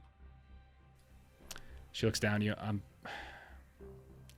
sorry. I really should be in the room just in case something happens. Go ahead and roll a persuasion. See if you can convince her that Okay. if you just step out into the hallway, it'll be okay. That's better odds for a reroll, possibly. Oh, I think this is the same scene. And I only had one, so No, you're good to reroll. I thought I only had one reroll. Or no, we still well, had two from the other night. Just remember that like the rerolls are just a pool Okay. that are donated by the audience. I would like to try again. Thank you, Karian. Yeah, go ahead and reroll. I can't. I don't want to look. Oh, it's a 60. It's a failure. It's another failure. It's a better failure. She says to you, I really think it would be best if I were nearby, so I'll compromise. I'll be in the hallway, but the door will be open. Okay. Thank you. I appreciate it. So she steps out, and you can and you can still kind of hear her out there and see her. Yeah. Okay. Does he still have his notebook with him? Yes. Okay, I'm gonna pull out my own. Like, do I even have one or no? Would they have confiscated don't like think- a little memo pad? I don't think there's nothing in here there's nothing in my list that says you can't bring like a notepad with you. Okay, so I would pull out my own notepad Okay. All right. and I would just be like, "What can you tell me?" And then like pass it over to him. What do you mean? Like, what's in the book? What? You said you pulled out your own. Would you pass Like over to him? a little memo pad, and I wrote down on it. I'm sorry. I completely misunderstood what you were doing. And so you're basically just asking him, and he kind of looks over towards the door, and he just leans in. They're still here at night. Just the agents? Can I make it any clearer? Is there anybody else here? And he's just maybe.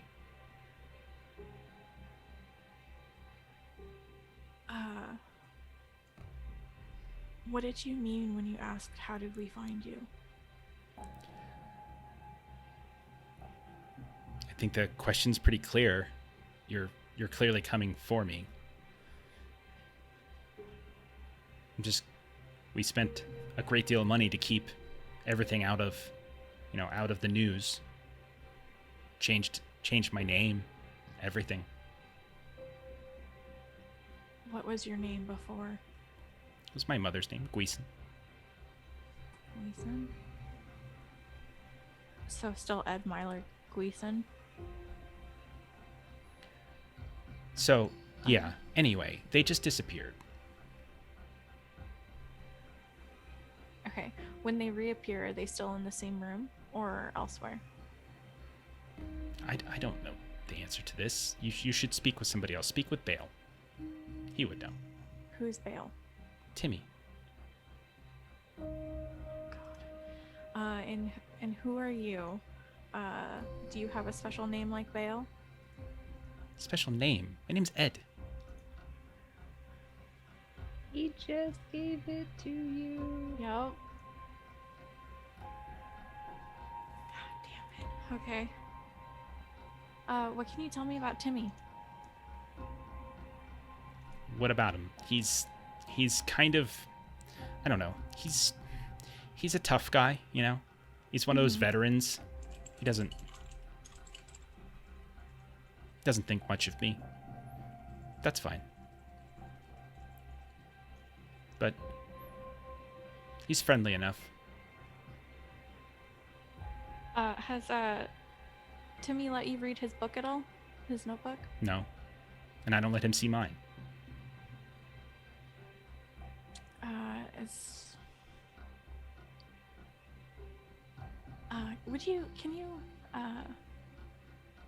Would you mind if I peeked at your notebook? Yes, I would mind. No, you cannot do that.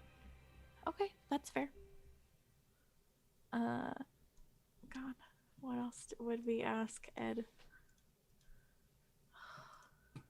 There's a question in chat. Is there? I have all my tabs locked. He is in Hyrule. Oh my god. Okay, what do I do not want to ask. Have you seen the yellow sign? No, thank you, sir. Just remember, like, it's possible she can hear all of this. Yeah. Jeff, what do I know about Gleason? Gleason. Let me see if I have that linked yet.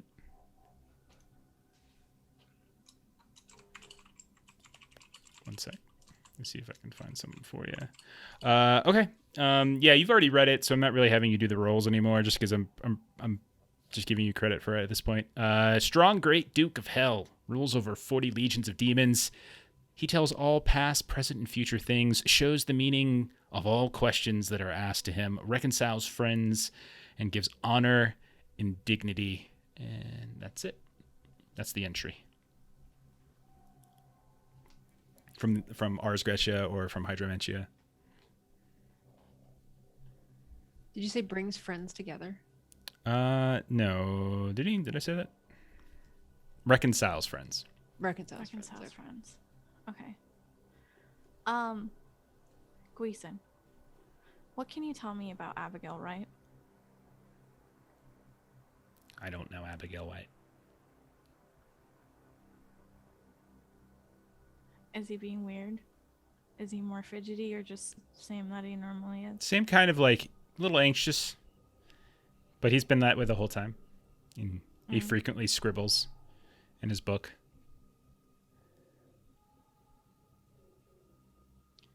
Funny that your name is Gleason.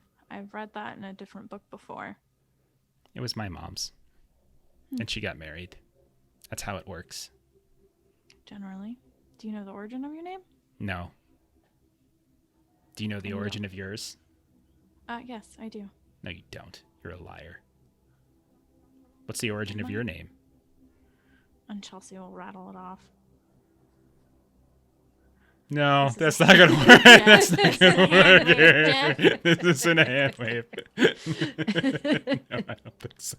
Google origin of Chelsea. Origin of Chelsea. Old English origin. Okay. All right. Chalk Wharf. Do you have anything else? I have things I have to do. No, that's. What's the name of your fine. supervisor? Fawn. Full name? Let's see. Barrett. Fawn Barrett. Okay. Well, Hazel Chelsea. Very strange name, but that's fine. That's what my mother named me. Can't always choose. Nope. All right. Thank you. And then I'll call in Nurse Samagina. Okay. Over to Album. Is there anything you want to do, man? I guess I can try and make my way over to what's his name's office. Dallin. Yeah, him. Okay. So yeah, Michael Devon will go, yeah, I think he's actually in today. Yeah, no problem. Just come with me. And he turns around, kind of locks the doors, and he takes you down to Dr. Dallin's office. Knocks on the door, takes a moment. Dr. Dallin, Agent Album is here to see you. And the door opens up moments later, and you can see the sort of tall, imposing figure of Dr. Dallin. Oh, it's good to see you. Come on in. What brings you here today?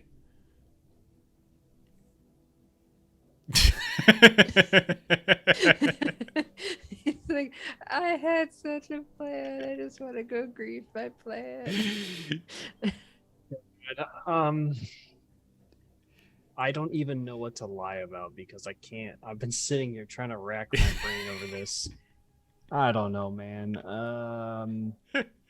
Album. I don't even know anything. Fuck it. Album's just gonna say. So we got an interesting report that a hold on, what's his name? Michael Whitwer was trying to make calls to your office for some reason. Why is that? He's like, Michael Whitwer was trying to make calls to my office, you said? I don't think I know Michael Whitwer. You sure it wasn't Michael? No, that's Devon. He kind of like looks towards him and no. I don't think I know a Michael Whitwer. Might be a relative of one of our patients of some such, maybe? Well, they're actually a person of interest to the DEA, and they made several calls to the Dorchester house, and I'm just curious why. Oh my. You think they might be involved in the disappearance of our patients? I'm hoping that you can give me information as to why they would be calling. I have no idea why they would be calling. People usually call me for psychiatric consultations to discuss various treatments for their loved ones that we have in the hospital. I I can't think of the name Michael Whitmore off the top of my head. I'm sorry to say, but if there's any reason someone would be calling, that would be one of those.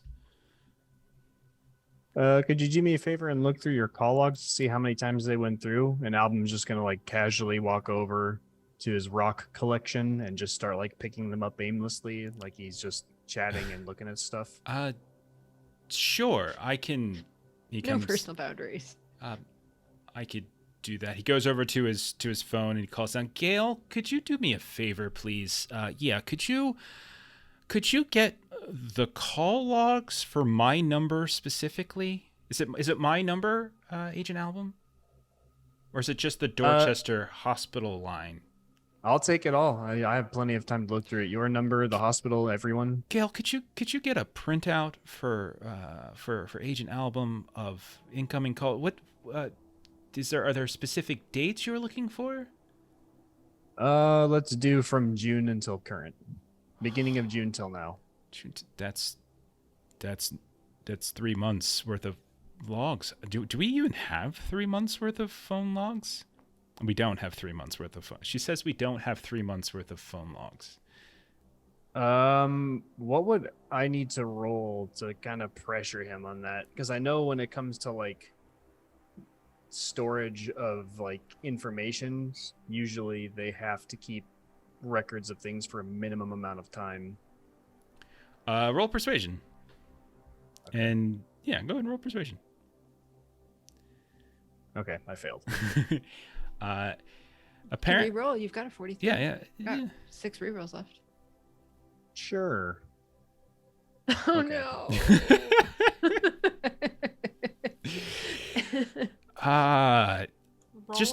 Just bring whatever you have. Yes. For the main line and for my office specifically. Yeah. Do you have a specific phone number? Because they don't list names; they just list phone numbers. She says. Yeah, Album will give the number for the cell phone that we found that belonged to Michael Whitworth. So he just rattles it off to her. Yeah, sure. And we're up in we're in my office. Yep. And while they're talking back and forth, do I notice anything interesting on any of these rocks that he keeps? So just picking them up and looking at them. Yeah, it's basically a glass and velvet display case. So it's like this isn't, it's not just open, like there's doors and stuff like that, but you can see that each rock is, from what you can tell, labeled. It's got a small hand printed card that notes various dates and locations where they were collected. And there's these custom lights that have been put in as tiny like little spotlights on each rock. Nothing with 616 or any other significant number that would raise an alarm bell for Album? No, nothing like that. Are you a collector? Album will just mention random archaeology facts horribly. Oh my gosh. Pyramids, am I right? Right?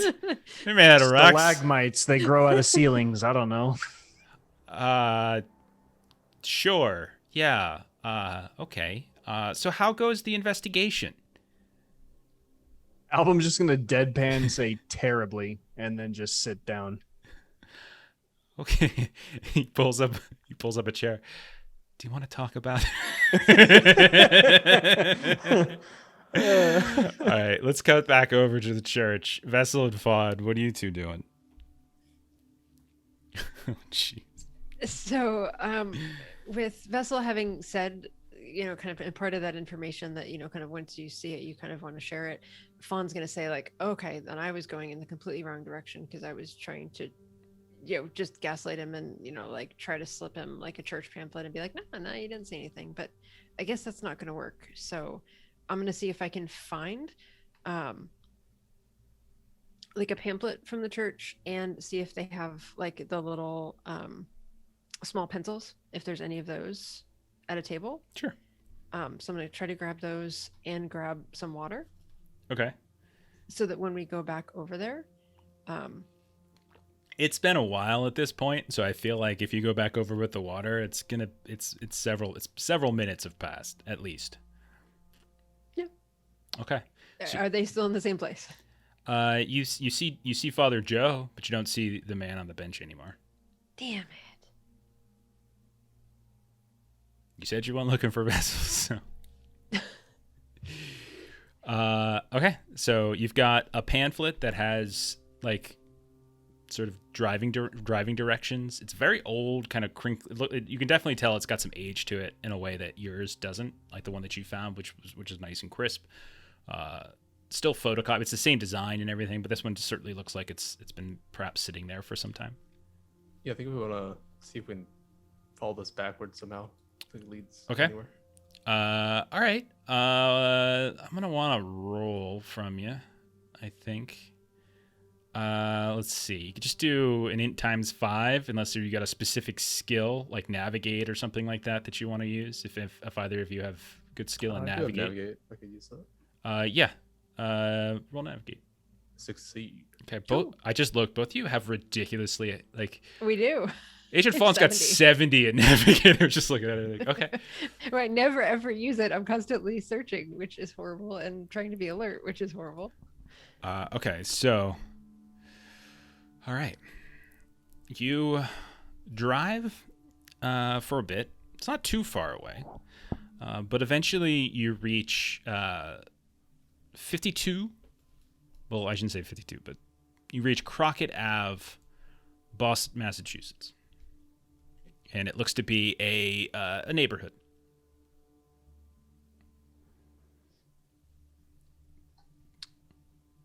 You can see that there's old homes here. Looks like houses, brownstone types. Some of them looks to have probably been remade into apartments. But this is definitely an older neighborhood of Boston. Scout around, see if people are like out and about. Sure. Yeah.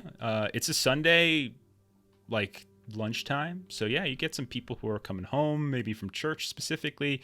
Some people are out and doing yard work, etc. Do you guys want to fuck over this neighborhood too, or do you just want to let that one be just the one neighborhood? Okay. Yeah.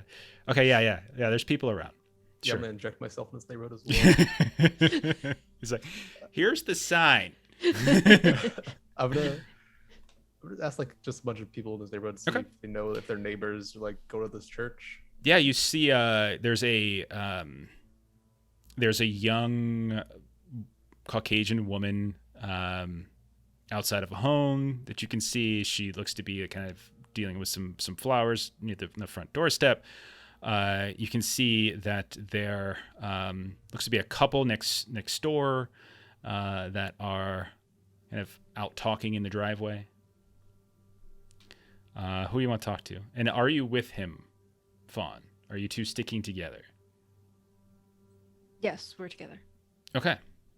So you got a woman out front doing some gardening of one of these homes, and then you see that there's like everyone seems to be like in their 30s or so, 40s maybe, and then there's a couple in the driveway as well. Yeah, I'll just speak to the couple. Okay. Come up to them and ask if they know anybody that goes to the church. What church is it? Oh, good question. Jude, right? St. Jude Church. St. Jude, yeah.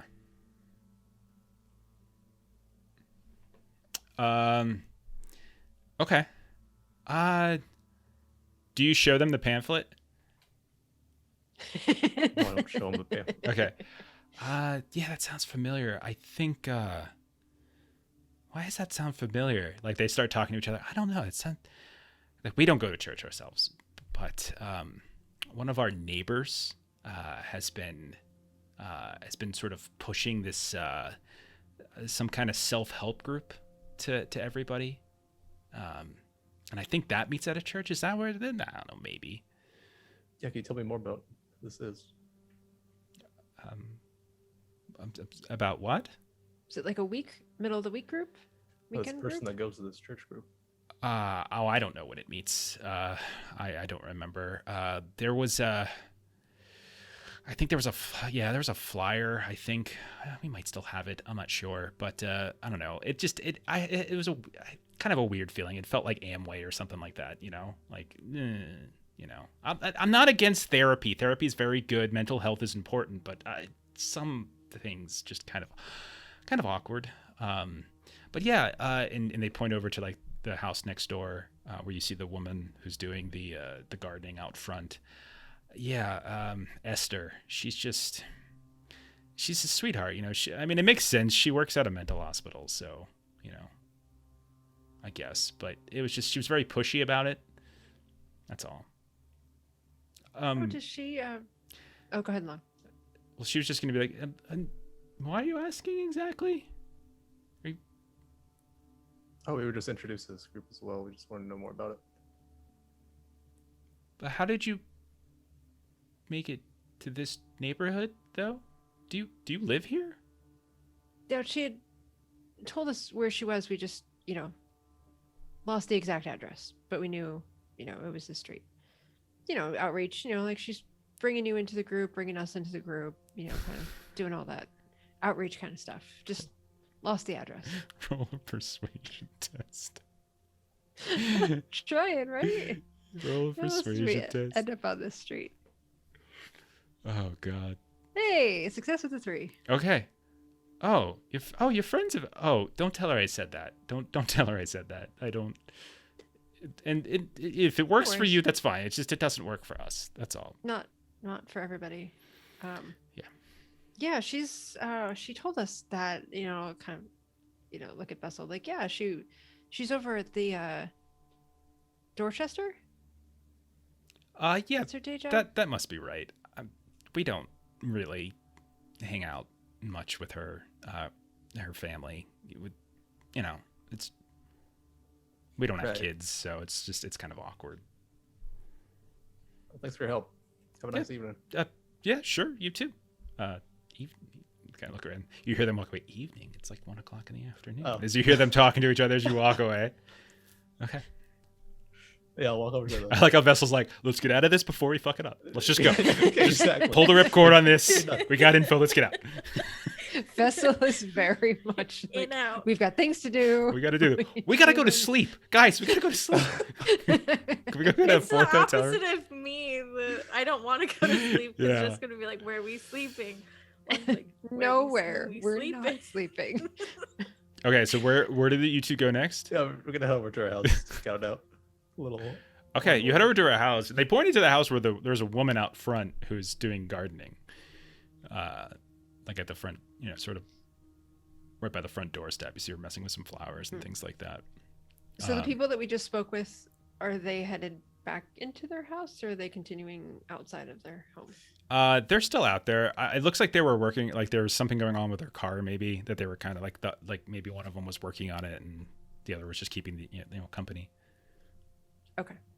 Yeah, but they're still I there. was hoping to maybe have them go away so that when we come over here and she has no idea who the hell we are, You can shoot them. not necessarily in earshot. Pull the gun out. Vessel does have a gun. Yeah. All I have is my mace. We'll just walk over. Is Esther home? Esther, who are you? Oh, we acquaintances were. No, I think she went to work. Oh, do you live here as well? I live in the downstairs apartment. Esther and her husband and son, they live in the upstairs. Oh, I see. Yeah. Well, take care tending your garden. We'll just head inside. Okay. So you head inside. So yeah, it's like a 3-story building. It looks like there's like 2 discrete apartments, sort of split. One's taking up the ground floor, and the other takes up the upper 2 floors. Like walking in, you can see the door kind of heads off to what you imagine is this other woman's apartment, and you do see a set of stairs that go up. We'll take the upstairs. Yeah, so you go upstairs. Is there any kind of joint mail area or anything down here, or no? It's kind of more like slot in the door kind of a thing. Slot in the door type of thing. Okay. Looking for opportunities to be nosy. Okay. Okay. So the door itself, like you kind of get through as the woman just as your abruptness of walking away, but she doesn't seem to follow. And you come inside, and you go upstairs, and you can see there's just a door that goes into the apartment. It's kind of, again, it's just, these are apartments, so it's sort of one door that goes inside. There's a small light in the hallway, giving a little bit of ambiance, like probably coming from the window. So she only mentioned that she thinks that Esther's at work. She didn't say anything about whether the husband or child might be home. You didn't stop to ask. You just said one thing and walked away. So, yeah. I should say, hang on. I got to retcon something. Okay. No, never mind. Everything's fine. Yeah. Okay. I'm just gonna go up to this apartment. Mm-hmm. Just knock and see if anybody's home. Yeah, you knock on the door.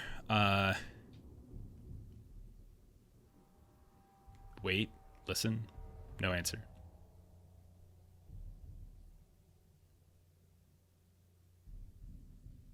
I'll do it again. You knock on the door. You wait. No answer. While he's doing this, Fauna's going to look around and see if anyone's eyeing us or watching us or anything. You did the woman who you walked away from abruptly kind of eyed you guys because she had, kind of kept the door open, like the door was propped open to go into the building itself, and you guys just kind of wandered in, and she kind of watched you as you guys were going up the stairs, but she didn't follow you inside or up the stairs. Okay. And up here, there's just the stairwell. There's like a small landing light coming in from a window, and then this security door to go inside the apartment. So think about what you want to do, Mm-hmm. and we'll cut back over to Chelsea. Me first or Album first? Well, who went last? I think Album went last, so we'll go to Chelsea. So Chelsea, you see him. He gets up, ducks his book. Bye. And then he looks down again. Agent Hazel Chelsea of the FBI. And then lists and then he gets this like rueful grin comes on his face as he says your name, your rank, like your position, goes through your whole like CV thing. Mm-hmm. Yeah, I just kind of nod. Mm-hmm. And he steps out of the room.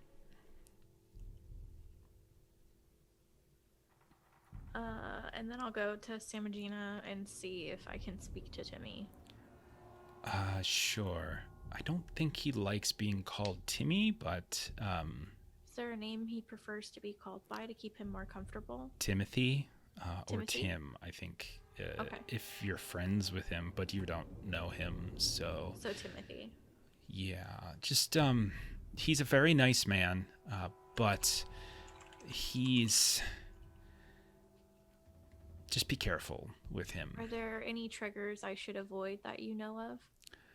Well, he don't ask him too much about his time in the army. Okay. That tends to be what drove him here. So she steps out, and you can see her hand is like on the door frame, so you know she's still there. You hear her voice kind of muffled, and moments later you see the guy wander in, and much like Ed Myler Weist, you could see he's carrying a book with him. He's limping a little bit as he steps in, kind of looks you over, up and down, and looks over at Samagina, and then he just kind of sits down. Okay. I'll offer him my hand and for a handshake. Like, hi, I'm Agent Chelsea. It's nice to meet you. Yeah, he reaches his hand out, and he's like, yeah, hey, how you doing? Timothy Bale. Nice to meet you. Pleasure. I'm not sure if I've ever... Mine. There you go. Good old Okay. Timothy Bale. Mr. Army Days. Let's just rile him up right away. But yeah, you could tell he's probably early 30s or so. He's got that crew cut, like kind of military cut, fading a little bit to gray. You see he's got like this woolen robe over him as he kind of comes in, but every now and then it kind of drips off here, shows his shoulder, or it's like he pulls his sleeve up and you can see some tattoos here and there. And he's got this battered, wired bound red notebook that he's got with him. as he limps in, and as he shakes your hand, he's like, "Just try to speak up. This I don't hear too good out of this one. So this is the good one over here." As he points to his right ear being the bad one. Okay. Oh, okay. Well, why don't we start off with just some friendly conversation? Why don't you tell me a little bit about yourself? What's something you like to do for fun? I'm in a mental hospital. I realize that it's a little, difficult, but my friend... He made a joke. He wasn't being an ass. It was like I'm in a mental hospital. There's not much fun here. But Chelsea's just like, I get it. But one of my other agents mentioned that you like drawing. Oh yeah. I doodle. Passes the time. Idle hands and all. Showing me any?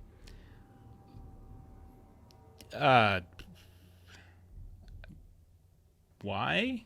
I'm not like an artist or anything. He just mentioned that they looked familiar, and I was just curious if I could recognize them.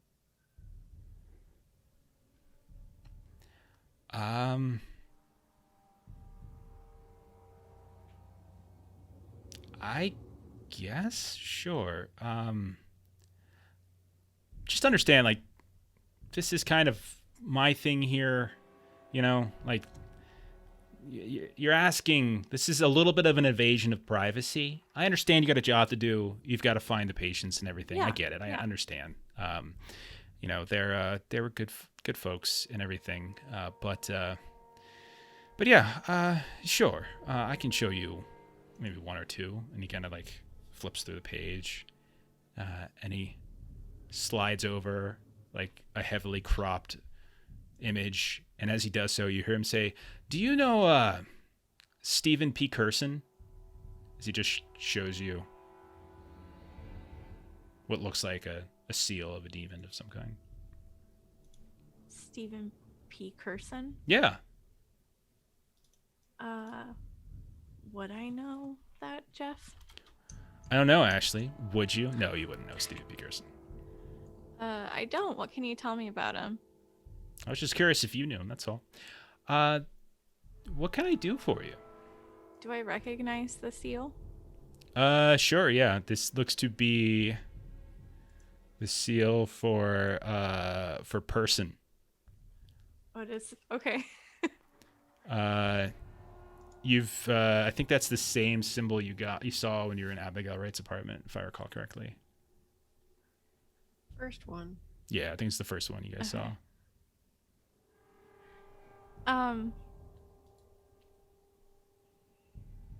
So he only showed me a cropped version of it, correct? Yeah, he just kind of like folds some stuff over here, and he's not showing you everything.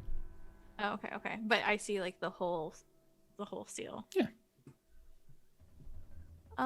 Good enough? All right. He pulls it back to himself. Yeah, and I'd be like, that's really interesting because I don't know a Steven person, but I do know of a person.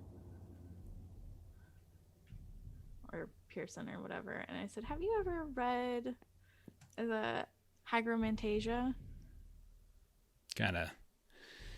Oh, I don't know. Maybe. I've read a lot of books, I was deployed, read a lot. Here, read a lot. It's kind of the same deal. I was in Iraq and here, a lot of downtime. Got to keep yourself busy, reading, drawing, that kind of thing.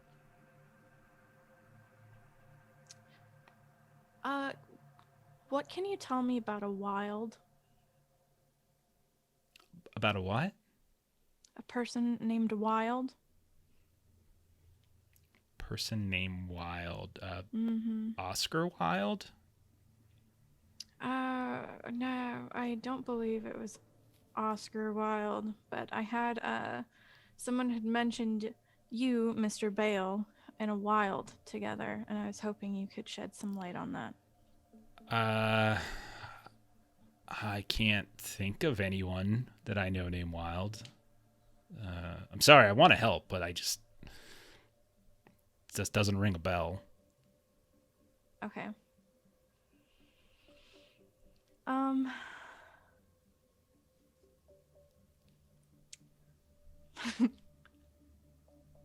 I don't know if I want to do this, but Okay, then think about it, and we'll switch over to Album and yeah, then give let it me some think thought. because I got an idea. Okay, just give it some thought. Album. Gail Houston comes into the room. She has a stack of papers, printouts, kind of like the almost like the dot matrix printer with the holes on the side, and there's just this whole list of call logs. I used to love tearing that stuff off the I know, pages as a man. kid. Me too. So she just drops the stack in front of you. There's some gaps here and there, but I think this is most of everything for the summer. Album will kind of nod and say thank you, and then he'll turn to Dallin and he'll say, you know, in the room there was a message left saying Abigail, and he'll recite the Abigail has gone to see thing. Yeah, I And remember then it. he'll mention to Dallin, he'll say one of the patients said that you have something that kind of completes that. And then Album will say, along the shore the cloud waves break, the twin suns. And then Album will kind of trail off saying, can you finish the rest for me? They said you had recited this to them one time. I said this? I'm not much of a poetry kind of guy. I You can see read, how it but connects. he kind of points to all of his psychiatric journals. I'm more of a non-fiction science kind of guy. Is that like a song lyric or something? Is that Steely Dan? I'm not sure, but you could see how it connects to the marking time and in talking about the sea and along the shore the waves break or whatnot. So I was hoping you could fill in the rest of that for me. I am sorry, Agent. I have no idea what you're talking about right now.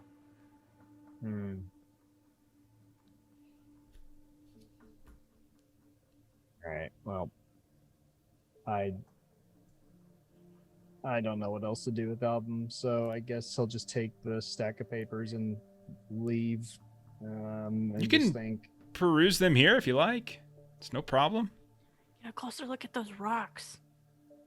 We have a cafeteria too. It's not the most, it's not the greatest food in the world, but it's pretty good. It's pretty good.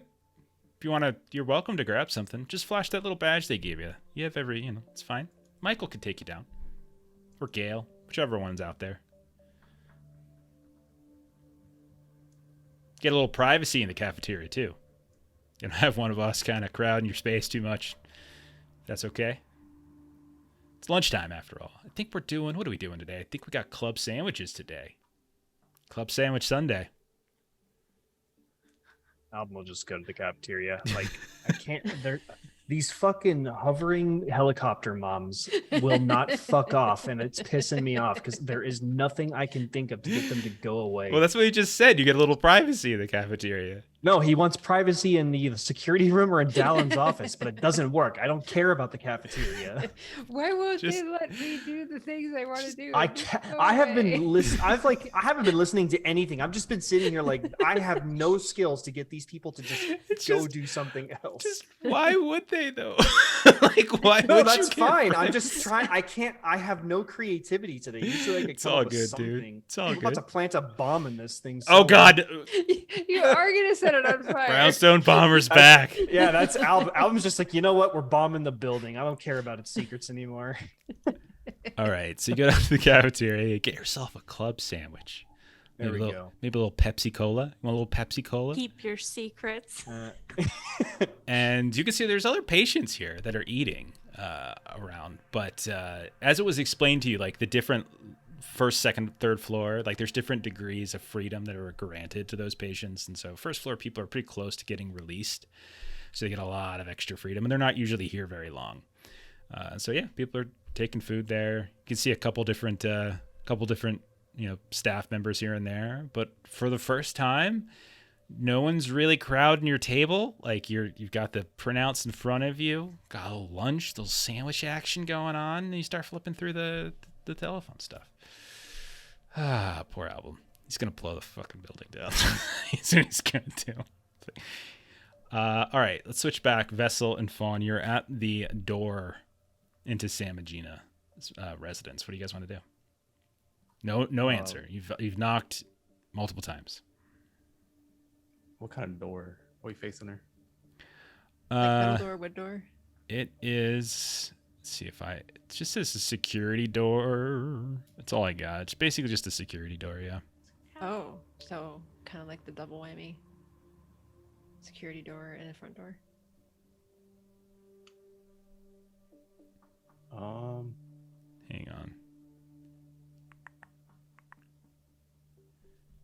on. Let's see. The downstairs door was open because she was working on it, and so yeah. Kind of see if there's like a spare key they hide. Sure, go ahead and make a search. Nah, I failed. Okay. Yeah, you don't find anything. You there's not a whole lot of space up here, but to hide something up here. But yeah, you like kind of look under there's like maybe a succulent sitting on the sill of the window. You don't find any key hidden. Looking like the top of like the hallway light, nothing there either. There's no real way to like survey inside without going in. That is correct. I'm gonna see if I can work my way in, like lock picking somehow. Craft lockpick, please. Do you have lockpicks? I don't have. Wait, can I say I do from the supplies? I think it's reasonable at this point to say that you have lockpicks. Yeah. So roll. Roll 20%. On this is a skill or is a. It's craft locksmith at 20%. So there's a roll. So like if you had craft locksmith at 20, you'd get in without a roll. But since you don't have it, you have to roll it at 20. So you have a 1 in 5 chance of basically picking the lock. So you just roll D100 and hit 20 or under. I don't have You see what I'm saying? skill.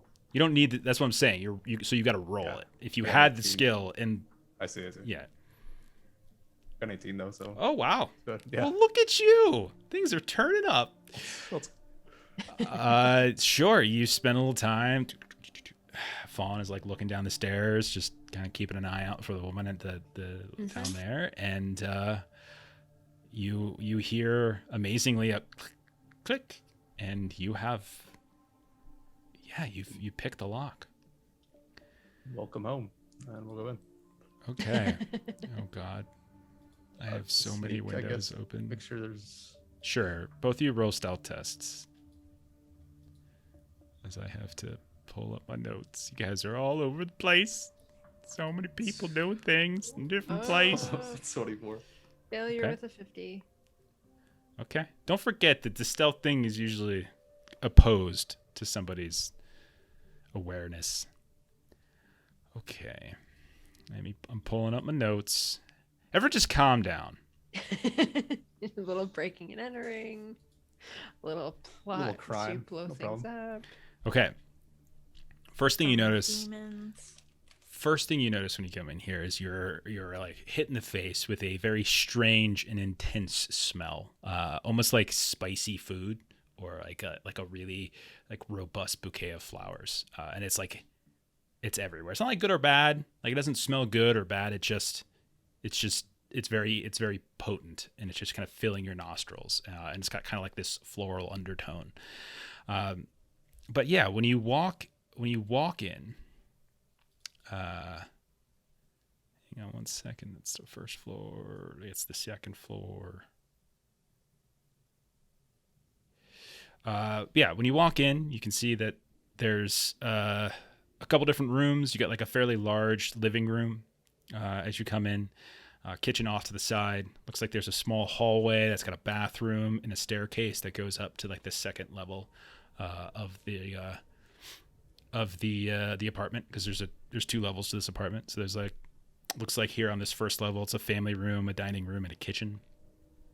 And you would imagine the second floor probably has got the bedrooms, things like that. I want to first see if I can see any other exits besides the front door. There are windows you could potentially hop out to. Looks like there's basically just windows that you can see. It Do might they lead to, even... like some sort of staircase down or like an escape, or just about. No, you do know from looking at the outside of the house that like the front side, there was like a porch overhang around where the woman was working on the flowers, and so like hopping out like the front window would put you on the roof of that porch. You think, if you've done your architecture analysis correctly. All right. I'd like to just look around the apartment, see if I can find anything weird. Why don't you just tell me, like, I would say the best thing to do is tell me what room you might want to be looking at. Maybe like try to find her bedroom. Okay, so you want to go upstairs. Okay, yeah. Okay, so you're going upstairs. Fawn, what are you doing? If he's going upstairs, then I'll look around downstairs. So we'll kind of cut our time in half of searching this place, see what we see. Okay, splitting up. Got it. All right. Getting my notes up. Don't go turning on any machines again there. Make sure the front door's locked. Close the door behind you, lock it, all that kind of stuff. Sure. Okay, so you're going upstairs. You're staying downstairs. We'll stick with downstairs then. So downstairs, there's again, dining room, kind of family room, and a kitchen. There's also looks to be like a small powder room, bathroom. That's next to a fairly narrow staircase that goes to the third floor of the building, which you see vessel starting to go up. What is it you're looking? Where would you like to go, Fawn, specifically? Living room, looking at books, looking at pictures on the wall. Okay, gotcha. So you start going through the sort of the main room, the main area. First thing you notice on like this, what looks like a some kind of like cabinet or a small little table, like a side table. Mm-hmm. You catch your eye like right off the bat. There is a small kind of TV dinner table set up, and you can see there is a taped together pamphlet that looks exactly like the one that you're carrying of the encounter group, except this one is almost like the rough version of it, because there's like a pamphlet, the glue stick, like there's printouts and magazine clippings. It's almost as if you have like the main version of the flyer that was then photocopied into the version that you now hold in your hand. And just like the other, it says encounter group, no cost, find the answer to life's questions in a no judgment group environment, 7 to 9 p.m. on Tuesdays, St. Jude Church, Dorchester. Mass provided. There's the drawing of the yellow sign, and then in hand-drawn letters, tireless heroes explore, knowing infinite night grants comfort on moonlit, endless seas. I'll tell you what, since you're looking at it again, go ahead and roll. If you have SIGINT, you can roll it. If not, just do an int times 5. I do not have SIGINT, so I will do Just do int times 5. It's fine. Ooh, success with the 3. Maybe it's looking at the original version of the pamphlet as opposed to the copy that you've been looking at, that it becomes a little clearer for you, that you didn't see it before. None of you quite picked up on it. But when you look in the bottom right, just below the actual the scratched picture of the yellow sign, you realize that the first letter of each word in that bottom right message reads, "The King comes." Oh. You notice that there are several photocopies that are still here, and there's a FedEx office receipt for 250 copies. You also see, like in the same area in the living room, on the couch, there's 2 paper mache masks. Each has a single like silver wire to hold it onto the face, like tying it. They're not the most kind of fancy or well-made masks in the world. The expressions are fairly unreadable.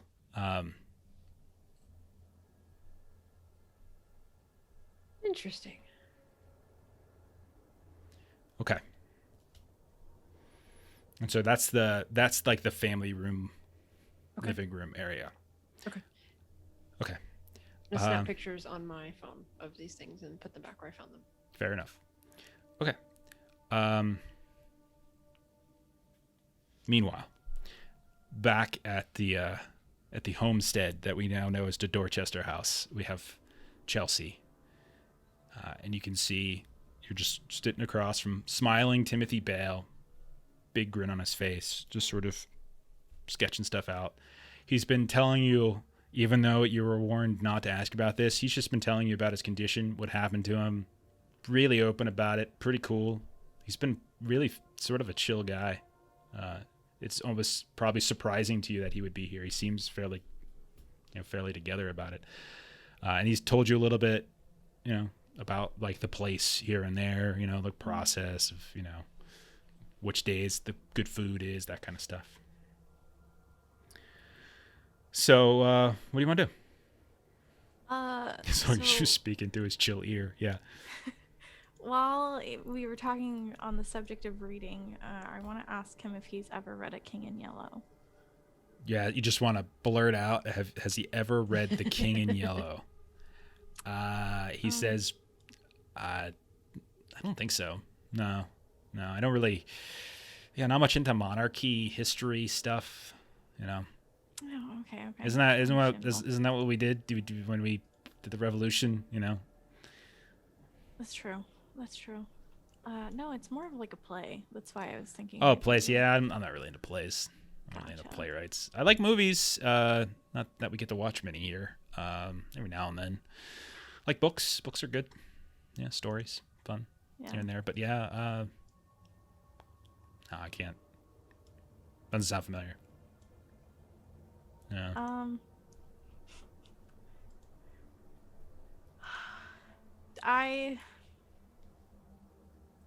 Jeff. What's that? Again, he seems really just a friendly guy. Yeah. Pretty open dude. That's pretty cool. What would I need to do? Would I be able to perform the ritual here in the room?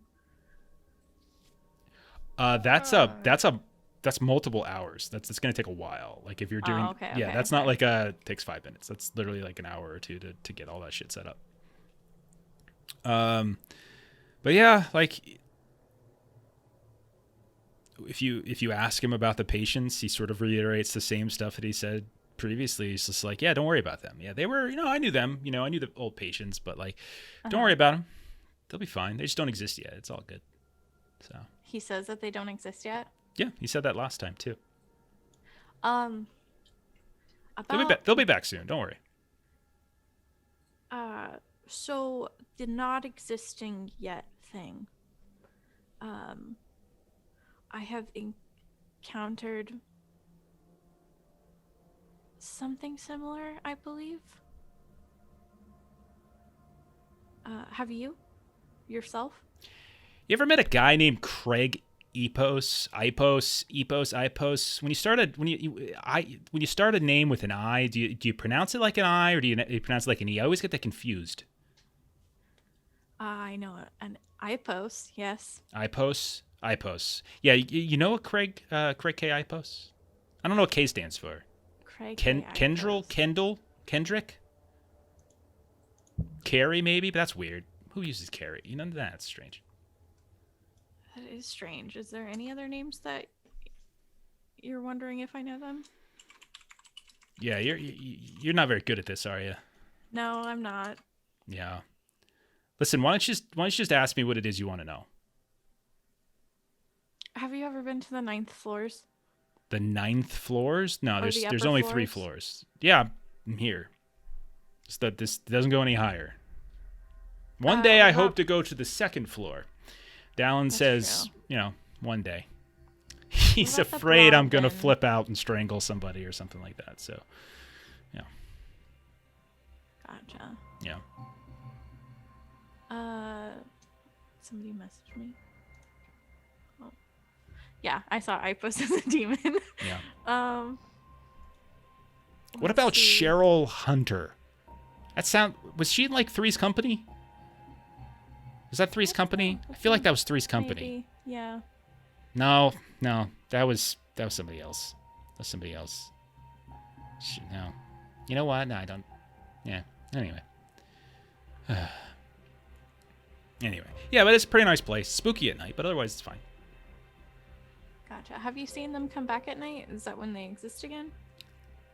Woman, I don't know what you're talking about. Okay. Yeah, I just gotta tell you.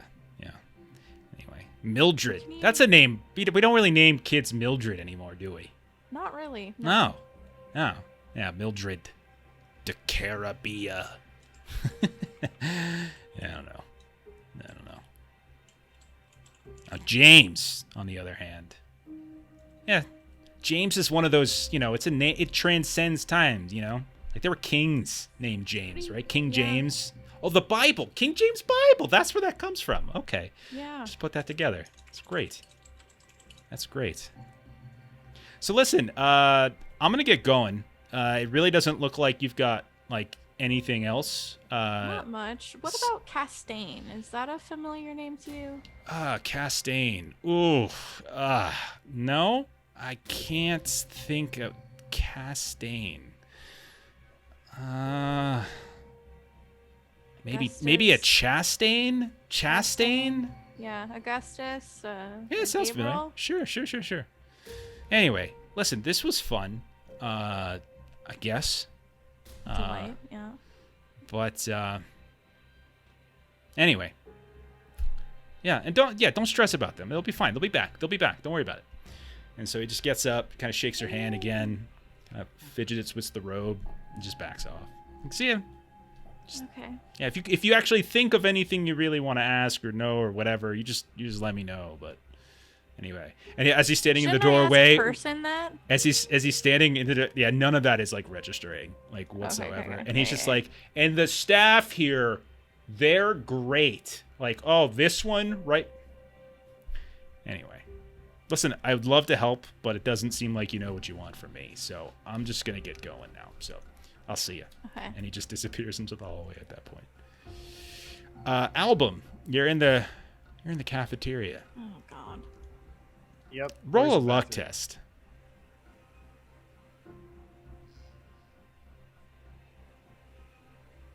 You want to re-roll that? With a 72. Shoot. I Okay. don't. All right, man. Okay. Does anything happen? We've got rerolls. You're in a new I was scene. giving Maybe we'll get you a something chance to different. see if someone was out of the room. It's D100. Oh.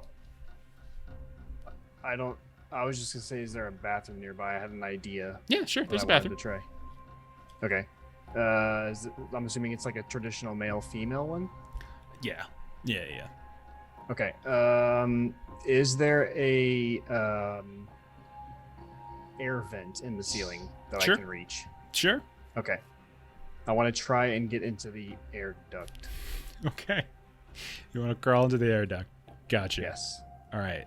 You crawl into the air duct. I won't make you roll for that. I'll tell you this, though. Why don't you maybe do a stealth plus 20 roll to see if it's quiet. Sure. I'll re-roll that. Here we go. Okay. All right. So right. plus 20? Stealth plus 20. Put you at a Well, 50. no, that is plus 20. So it's 39 is with the plus 20. So you rolled a 46. Right. Okay. So you crawl into a vent. What next? Album's gonna try and follow it to the source of where the air is coming from. Okay. Do you just want to try to follow the breeze? Yeah, that. Okay. Sure. So, yeah, I think you could do that. I don't think that's necessarily a rule. You could just feel the breeze itself. Okay. You make your way. It's tight. It's kind of uncomfortable. But eventually you reach what looks like sort of a utility room. You're not sure if you even went to a basement maybe, or if this is first floor. There's some sort of slanting here and there. But yeah, it looks like you're in a room that's got heater, cooler, or at least you can see through the vent. I don't want to presume that you jumped down there, but there's a heater, there's a cooler. couple storage, some storage stuff. You can see there's like old beds and things have been folded up, or excess beds and tables and stuff down here. You want to do with that? Okay. Do I hear activity or movement coming from this room? Roll an awareness. Roll awareness. Yeah, you don't. You hear like a clicking sound here and there, but it's very regular, so it doesn't sound like it's footprints. You're not. You're like footsteps. It might be like a clicking of the HVAC or something like that. But yeah, there's a little bit of sound, and it is also kind of noisy. So if there is you don't see anybody. If there is somebody down there, you can't hear them either. Okay, then Album will climb out into the room. Okay. Yeah, you pop down in the room. What would you like to do? So apart from the heater, the cooler, and like the deconstructed beds, what else is in the room with me? You do see a doorway heading back out. It looks like you've got also several cabinets and things that have been lined up. There looks to be like a small little tool bench workshop area where it looks like things have been, sometimes repaired. You can see there's like broken bars and beds, torn up pieces of clothing. And you can see that there's kind of a laundry chute that drops down. And there's like these industrial washer and dryer units on the far end of the wall. Is there on the door or near the door like a fire escape plan so I can see where I'm at in the building? Yeah, you pop over, you take a look, and yeah, it looks like you're in a sub, like not a basement, or not the first floor, but an actual basement, like a subfloor of some kind. And you can see that there's a cut in the little window in the door, and you can see that there's a linoleum hallway that leads to the elevator, and also stairs that go up as well. Gotcha. There's no computers in this room, right? Yeah, you look around, you don't see any computers. Okay. Does the fire escape plan have labels on the rooms around me? There's not, like, you're just in one giant room that has a bunch of different, like bunch of partitions. It's not like separate rooms. So it looks like you're just in some fairly large utility room. Laundry room is separated. Then there's a hallway, and then just looks like it goes up. Gotcha. I'll search in the cabinets to see if what types of things I can find. Yeah, you start going through them. It looks like tools. You got some power tools, some hand tools, things like that.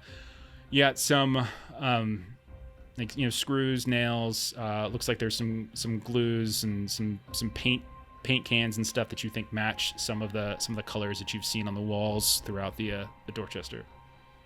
Any like key cards or anything like that, or is it all mostly just mechanical repairings or like you don't like tools? Yeah, you don't see anything like security wise. You don't see any security cards, and you would know from your time up in the security room that they had like that's kind of where they did some stuff up there, and underneath the main desk area of the entranceway into the hospital. Yeah, this doesn't look like a computer-driven room. This just looks more mechanical. Right. I'm gonna go down the laundry chute. Okay, no, the laundry chute comes down to this, like meaning like like there's a laundry room on you can definitely see industrial washers and dryers on the far right, and it looks like there's a chute up in the ceiling that drops stuff down here. There's a big waiting basket on the ground. You go over there, you can see there's some dirty laundry in there already. It's probably a matter of time before someone comes here and does this, and probably works on this at some point. Okay. I'll go out into the hallway and see, I guess, look for some doors around me. Okay, yeah, you pop out into the hallway. It just looks like there's the elevator. There looks to be like an elevator control room, like the mechanical, like you can kind of open it up and get into the sort of repair areas. And then there's a doorway there's a staircase that goes up to the main floor. It looks like there's not much else down here. Okay.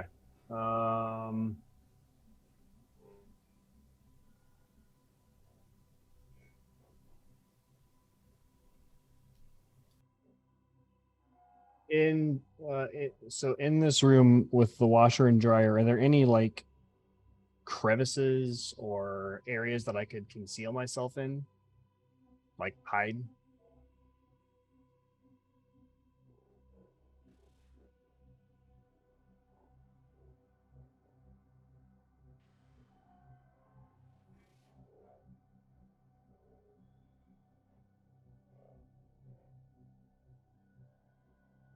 Yeah, I think Album's gonna try and. Sorry, I do didn't mean that. I didn't realize I was muted there.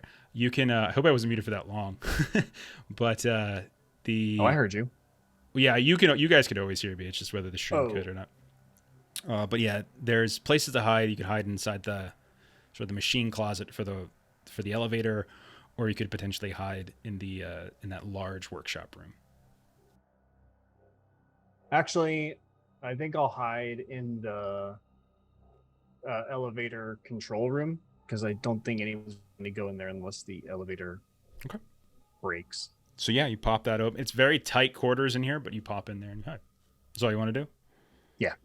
All right, we'll cut back over to the Samagina residence, where I believe you said you were going upstairs, Vessel. Is that correct? Yes. All right. So you pop upstairs, and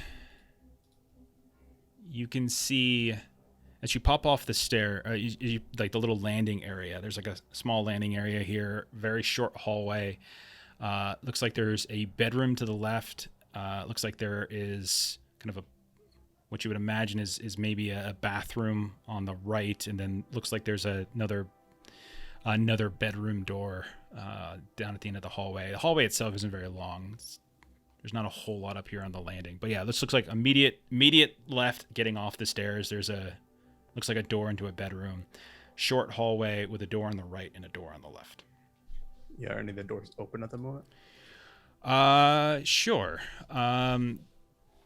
Doesn't look like it doesn't look like just looking up something. Looks like the door immediately getting off is shut. Looks like all the doors are shut. Okay, and just immediate quick listen. There's no noise coming from any. You listen in to the first door when you get off the stairs, and you hear nothing. Yeah, your awareness is so high, you don't hear anything up here. See if I can creak it open. Way. Yeah, you push the door open, and you very clearly see what looks like posters of bands and rap stars covering the wall. Some sketches, somebody who like has a little kind of rough sketches of something. You see some weights, like dumbbells and things by the bed. One corner of the room looks like there's the ruins of a computer that's been smashed into all tiny little bits.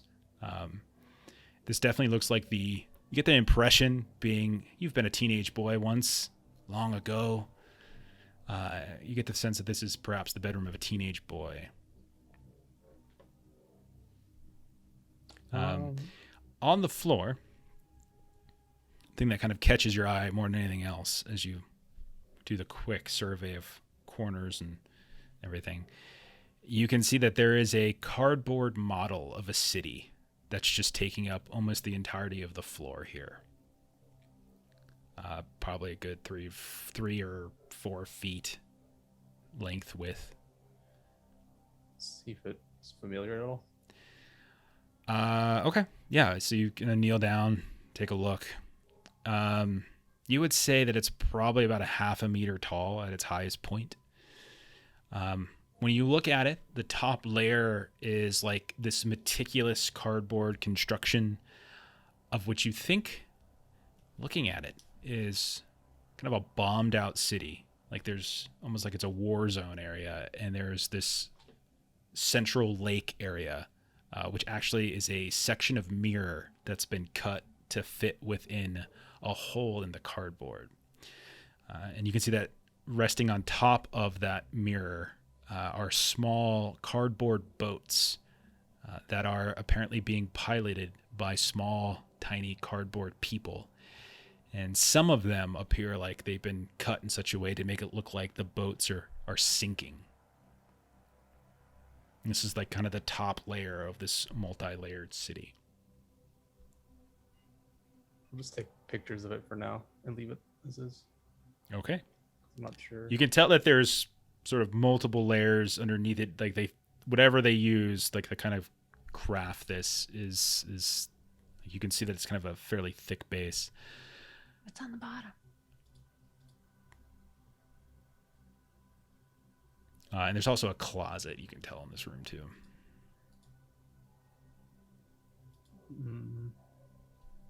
I want to find Esther's room. Okay. So, yeah, you step out and you go down the hall. So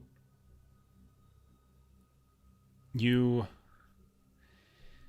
notice at the far end on the left, there looks to be a kind of a bedroom. You can tell just from the bottom right underneath the floor that there's like kind of carpet that extends into the room, it looks like. And you can see that this looks to be the master bedroom. So you push the door open. And the carpet that was in the hallway kind of like cuts, and you can see that there's this faux hardwood floor that extends all throughout the room. There's a king-size bed. There's a dresser. There's a closet, and it looks like there's a master bath that connects through a door on the east wall. You can see something, laying there on the bed. There are 2 complete sets of male clothing laid out just as though they might be worn. But the buttons are done up. The shirts, there are shirts inside jackets, underwear inside pants, and they're all pinned together with safety pins. One set appears to be a business casual outfit for a somewhat large man. So there's like a short sleeve button down shirt. There's tan khaki pants. There's a belt. There's a tie. And there's laceless support-soled shoes on the floor at the base of the bed. The second outfit looks like something a teenager might wear, but also a decently large, kind of tall individual.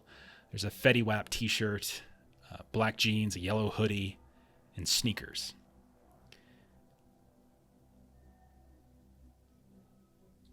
I'll start searching the room then. Maybe peek in the closet. Okay. So you start searching in the room. What's your search at? 39. Okay. Yeah, that's probably good enough. You peek into the closet. You can just see, there's just more clothes in there. You can see that there's similar clothes and style and size to the ones that have been laid out. Both there's like male clothes, like the adult male. And you can also see that there's several kind of hanging female clothes. There's what looks like extra copies of like scrubs and things like that a nurse might wear. As you're looking around, you notice that the kind of, you start looking back at the bed, and you can see like the bed almost looks to be like there's like this bump on one side. And you realize like there's something underneath the mattress. Like just kind of looking at it, almost just looks like one side of the mattress is just kicked up a little bit. I'll lift it up, see if what's another. Okay. So you reach down and you just try to pull it up. On the first floor, Fawn, what are you doing? Jeff, what? Really quick, I just Yeah, go want to ahead. interject and acknowledge that you literally did research, because I barely remember the name Fetty Wap, and he peaked in 2015. And I'm both upset and impressed with your research. I would love to take credit for some of this, but some of this is information it's provided me, and others is stuff I come up with. I was like, I don't think Jeff would have known Fetty Wap. What the fuck does that mean, Ashley? I'm 23 years old. That's why you're too young. Too young? 6 years ago, I was 17. Or 17. I was 17 6 years ago. That's crazy. Too young. Crazy. Fawn, what are you doing on the first floor? Um, You looked. The only thing I've given you credit for is looking in that kind of family room, and you got the flyer and the flyers and the mask that you found. Right. I will go to kitchen.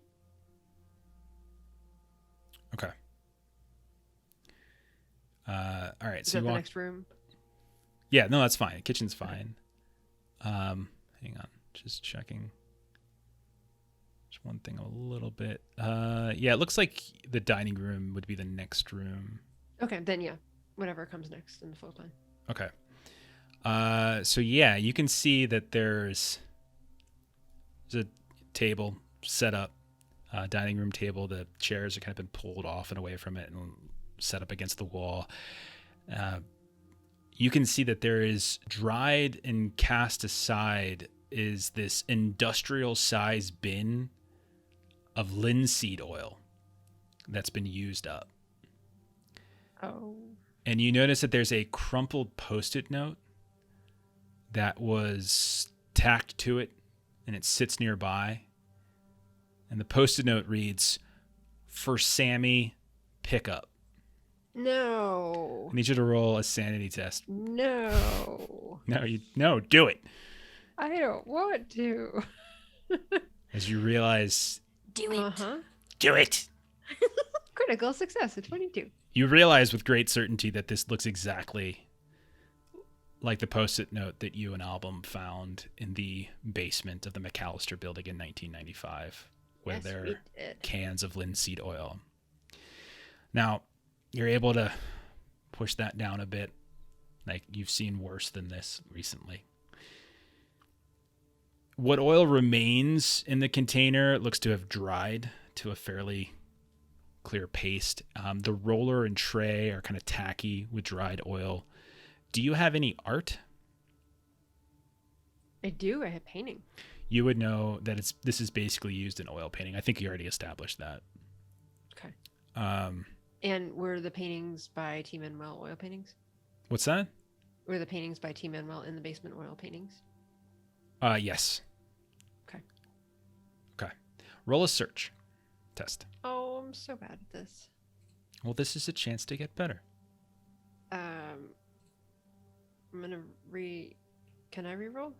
Yeah, it's fine. I don't think you've used it once since you've been in here. I failed. Okay. Cool. So that's what you see in the dining room. Damn it. Back at the hospital. Chelsea, was there anything else that you were looking to do as Esther, Sam, and Gina is just kind of... I'm sorry. They're good boys. They're trying really hard, but, you know... Yeah, no, it's kind of hard. I'm kind of just at a loss of where I need to be looking. I don't envy you your job. It's a very mysterious situation. It definitely It's heartbreaking. It's heartbreaking. You know, I just think to myself what would happen if I lost someone close to me. They just disappeared like that.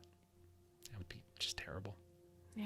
Do you have any names of kids? people close to her. I have a husband. I have a son. Oh, that's lovely. Yeah. What's their names? Well, none of your fucking business. That's Jeff answering because I have to scroll back up. Goddamn. Philip, and she thinks, what the fuck was their name again? Philip and Henry. Henry. Mm-hmm. Oh, Yeah, okay. he's Those my are son. Nice names. Yeah, he's my son. He's a teenage boy. Yeah. He's How an- old is he? Teenager. Okay. Yeah, I never had any kids myself. Comes with the job, I think. Sure. It'd be difficult, So, is there anything more I can help you with? Not really. I would probably Captain, how old is your son? Who cares? Who He's a cares? teenager. He's a Screw him. teen. I like those teen. They're annoying. 15, I want to say. Yeah. So if there's nothing Yeah. else, then I guess we should go find your partner. And Yeah. I think we mentioned meeting in the cafeteria. cafeteria? Sure. Okay. Yeah, Yeah. let's go take a look. And so the two of you go off looking for him. Album, are you continuing to just hide? Is that your goal? Just to hide here? Yeah, Album's basically gonna want to wait until nightfall to Yeah. see what goes on. That's the feeling I was getting. So yeah. Okay. Yeah. Then let's go back to the master bedroom, where you have lifted the mattress and slid it, and you can see that underneath it there looks to be an overstuffed scrapbook hidden beneath the mattress. Take a quick glance if I can find. Take Okay. it. Do it. Okay. Do it. Why are we channeling Palpatine? Do it. Okay. It is just a quick look. This thing's huge and it's heavy. And you can tell that there's like magazine clippings, pieces of paper, flyers, photos, coupons that have been arrayed together in some strange composite that you realize would probably take you a couple hours to really sift through. The front of the book in this silver paint pen reads, "The Phantom Saith."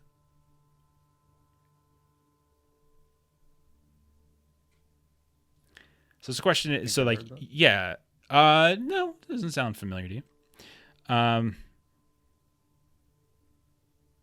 But you can tell that there are like it's text. Like when you start opening up, you realize that it's a collage of cutouts from text that are like writing out like full sentences and things like that. And whatever this is, it's going to take some time to read through. Yeah, it's definitely strange, and it was hidden, so Yes. I'll just take it for now. Okay, so it's fairly heavy, so you have it. Sure, no problem.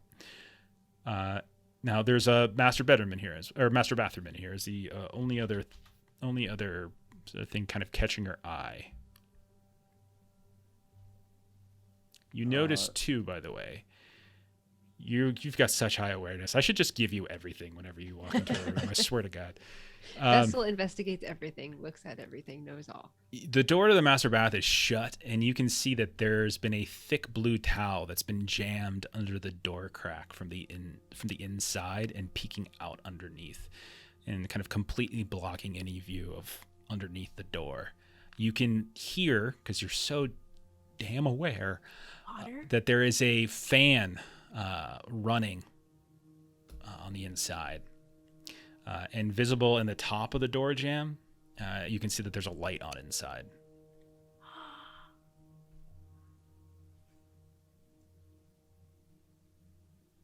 You said there's a towel blocking way. It's like jammed into the bottom. That it's just sort of so that like the bottom of the door where there's like that space. You can see a blue towel that's been jammed like on the inside under the door crack. Is it like stopping it? It's a towel. You can probably push it open. You're strong. You're a big boy. Yeah, I'll creak it open. Okay. You gotta put your shoulder into it, but you're able to do so. And as you do, you are struck by the most awful smell that just overrides the sort of floral, strange scent that's been all around the apartment. And it's a smell you might have some familiarity with, considering your background as a FBI hostage team, not hostage rescue. Usually when things go bad, maybe there was a case or two in your time where you arrived too late and you found the people killed. But you smelled death. And this wave of like this intense chemical stench that's almost paralyzing. And to anybody but somebody prepared and familiar with it, it would probably you would start retching. But you can still, underneath that kind of chemical smell, you get rot. I'll bust in there, see what it is. You bust in, your eyes are starting to water a bit. And you start to realize that some of the vents in the bathroom here kind of go and connect to the AC, and some of the undertones of that smell, that floral smell that was so strange, that kind of mixture of it is this right here. This is kind of contributing to it. When you look around, you can see that the bathtub is filled with about dozens of industrial cleaner bottles, all open, spilled or partially spilled. And there's a inch deep liquid like fluids from the containers has congealed into this kind of dark brown, and it's a couple inches thick. You notice, you know that it would probably take it's fairly thick and congealed. You could drain it, but it would take some time. You notice there's a fairly large master bath mirror that at first glance just seems normal, but then with your awareness, you notice that there's this complex series of strange lines drawn in what you think is fingerprint grease, which the light overhead is just kind of giving you the vague contours of. And you very much and very clearly see the yellow sign.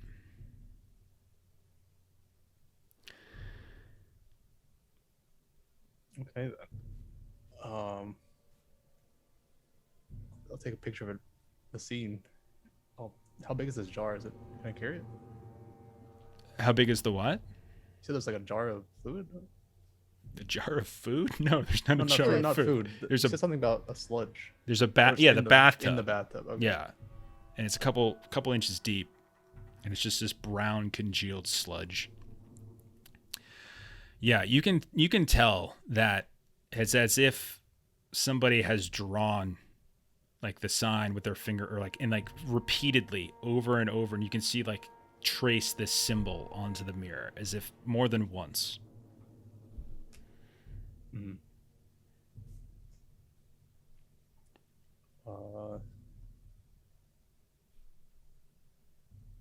There's no bodies in here. Smells terrible, but no, you do not notice any bodies in here. There's the bathtub with a couple inches deep sludge, Ouch. and there's this mirror with this strange symbol that's been traced repeatedly, I should say. Yeah, I'll grab like a toilet brush and like wade through the bathtub. Okay, you start fishing through, taking the toilet brush. In doing so, you like hit the stopper, and you can feel it kind of starting to drain. But you're seeing it. It's draining, but it's going very, very, very slowly. Meanwhile, on the first floor, Fawn, you hear footsteps above you as you're staring at this post-it note from 20 years ago that is somehow here, despite the fact that Album single-handedly blew up the McAllister building, murdering dozens of people. In here, you know that you take a peek at the kitchen, nothing stands out. You do know there's a powder room, and then there's the staircase that goes up to the third floor.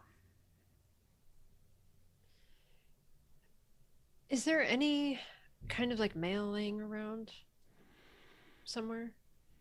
Not that you see. Nothing just laying about, no. I want to check the fridge.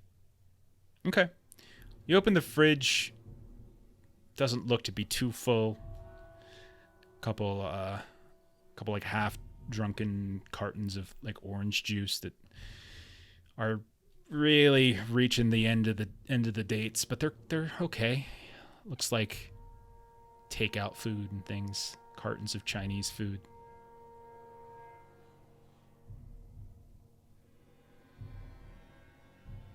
Okay. But otherwise, nothing. Expired. Otherwise, nothing in the kitchen seems to catch your eye. Okay. And that's the extent of the first floor, right? The living room, the dining room, and the kitchen. There is a powder room, like a small bathroom that's right next to the stairs that go up. That's the only other room. I'll take a peek in that room. Okay. So yeah, it's fairly small. You open it up. It's a toilet and a sink, basically. There's no shower, no bathtub. There is a small cabinet under the sink. I'll open it up. Yeah, there's this. The only thing that's most of it's just like normal cleaner stuff that you'd expect to see. But you do notice that there is one kind of peculiar item down here. And it's this Baroque red bottle that seemingly seems carved from a single enormous crystal with a bronze plaque insert that reads Henry J. Samagina. The top of the bottle has this levered stopper, and it's open. And you see that there's nothing inside.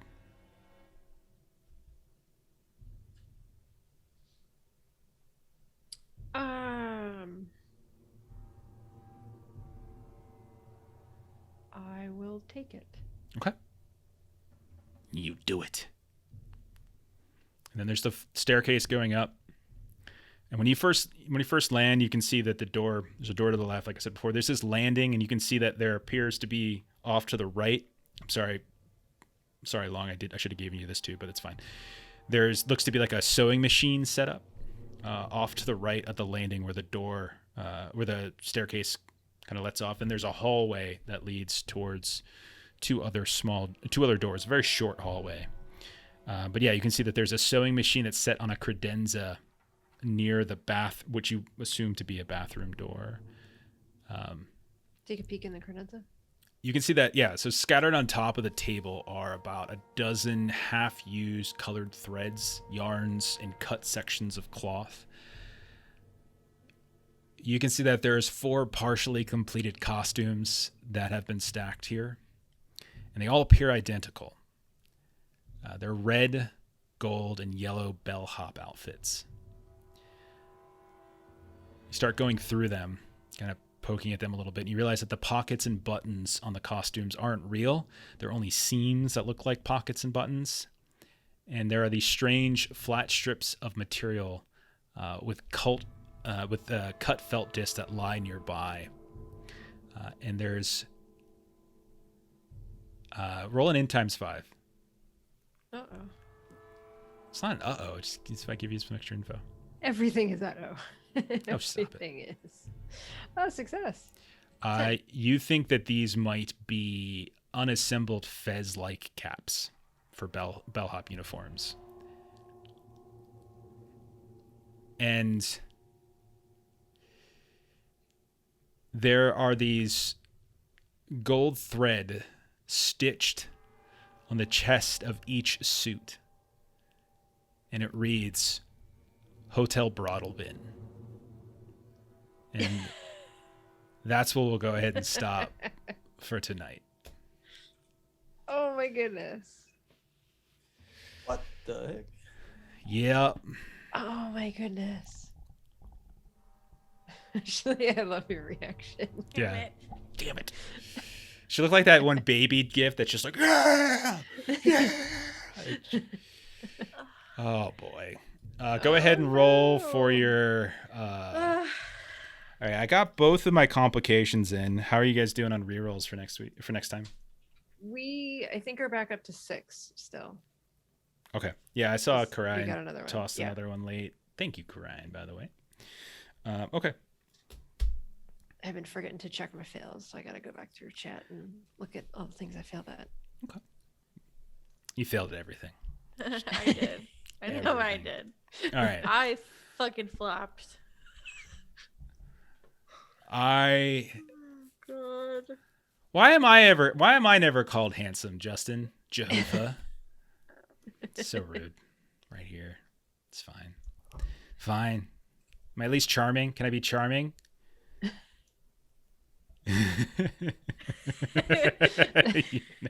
you know. It's like I could when hear you have to take hear a his voice surprise saying quiz. that. Yeah. Oh boy. You know. So, let's see. Let's do some pluggy plugs. Tomorrow, over on Defenders of Cobalt, you can catch Melissa and I think it's 1 p.m. Central Time, as we're playing Forbidden Lands with our friends, the Kobolds. Defenders. And then later that night, I think we're doing 8 Central tomorrow, special time. We're playing some Worlds Without Number. back on our channel. Sunday night, I'll be over on Steam Still Murder playing some Shadowrun run by our friend Bert, who nearly killed everybody in our Alien game recently with some complicated bits. And then on Monday, come back. Very excited about this one. We're starting a brand new game Monday, 9 p.m. Central. We'll be alternating every Monday with our Alien game. We're playing Ultraviolet Grasslands UVG. So if you've not seen it, it's by Luca Reyes. It's produced or published by Exalted Funeral. But you should come check that out, as we're very, very excited. Session 0, we're going to be making characters, doing some world building, and hopefully getting started on our little adventure. It's psychedelia and Oregon Trail computer game kind of mashed together. Tuesday, also very excited for this. If you like Delta Green, maybe you also like Call of Cthulhu. And if you like Call of Cthulhu, Tuesday, come to Garblag Games, where we're starting up Mask of Nyarlathotep. I think it's chapter 1. We did the prologue a couple months back, and we finally put a band together. Some of the same old band, but not some of us are back, and then we got a couple new folks who are joining as well as we're continuing that. So lots of fun stuff. And then Wednesday, Pathfinder 2nd edition on Defenders. I'm plugging too many things. I'm like on something every night, it seems. So come check that all out. But most importantly, come check us out tomorrow on our channel as we play Worlds Without Number, and on Monday when we play UVG. We won't be back next Friday for Delta Green because somebody, we won't say who, can't be here. It's not true. It's not long. I'm making that up. But we are going to probably do something else, a one-shot. We have a couple different ideas of something we might try out in the interim. But we'll be back in 2 weeks with more of our Delta Green stuff. So thank you for everybody who hung out. I think what we're going to do is raid one of our friends who is up. Looks like the Defenders are up, so we'll go ahead and start that raid. Hang tight. Looks like they're playing Basic Fantasy RPG. Follow the raid with us and watch some more awesome RPG goodness. So good night, everybody. Thank you for watching, and thank you for all the wonderful bits. Goodbye.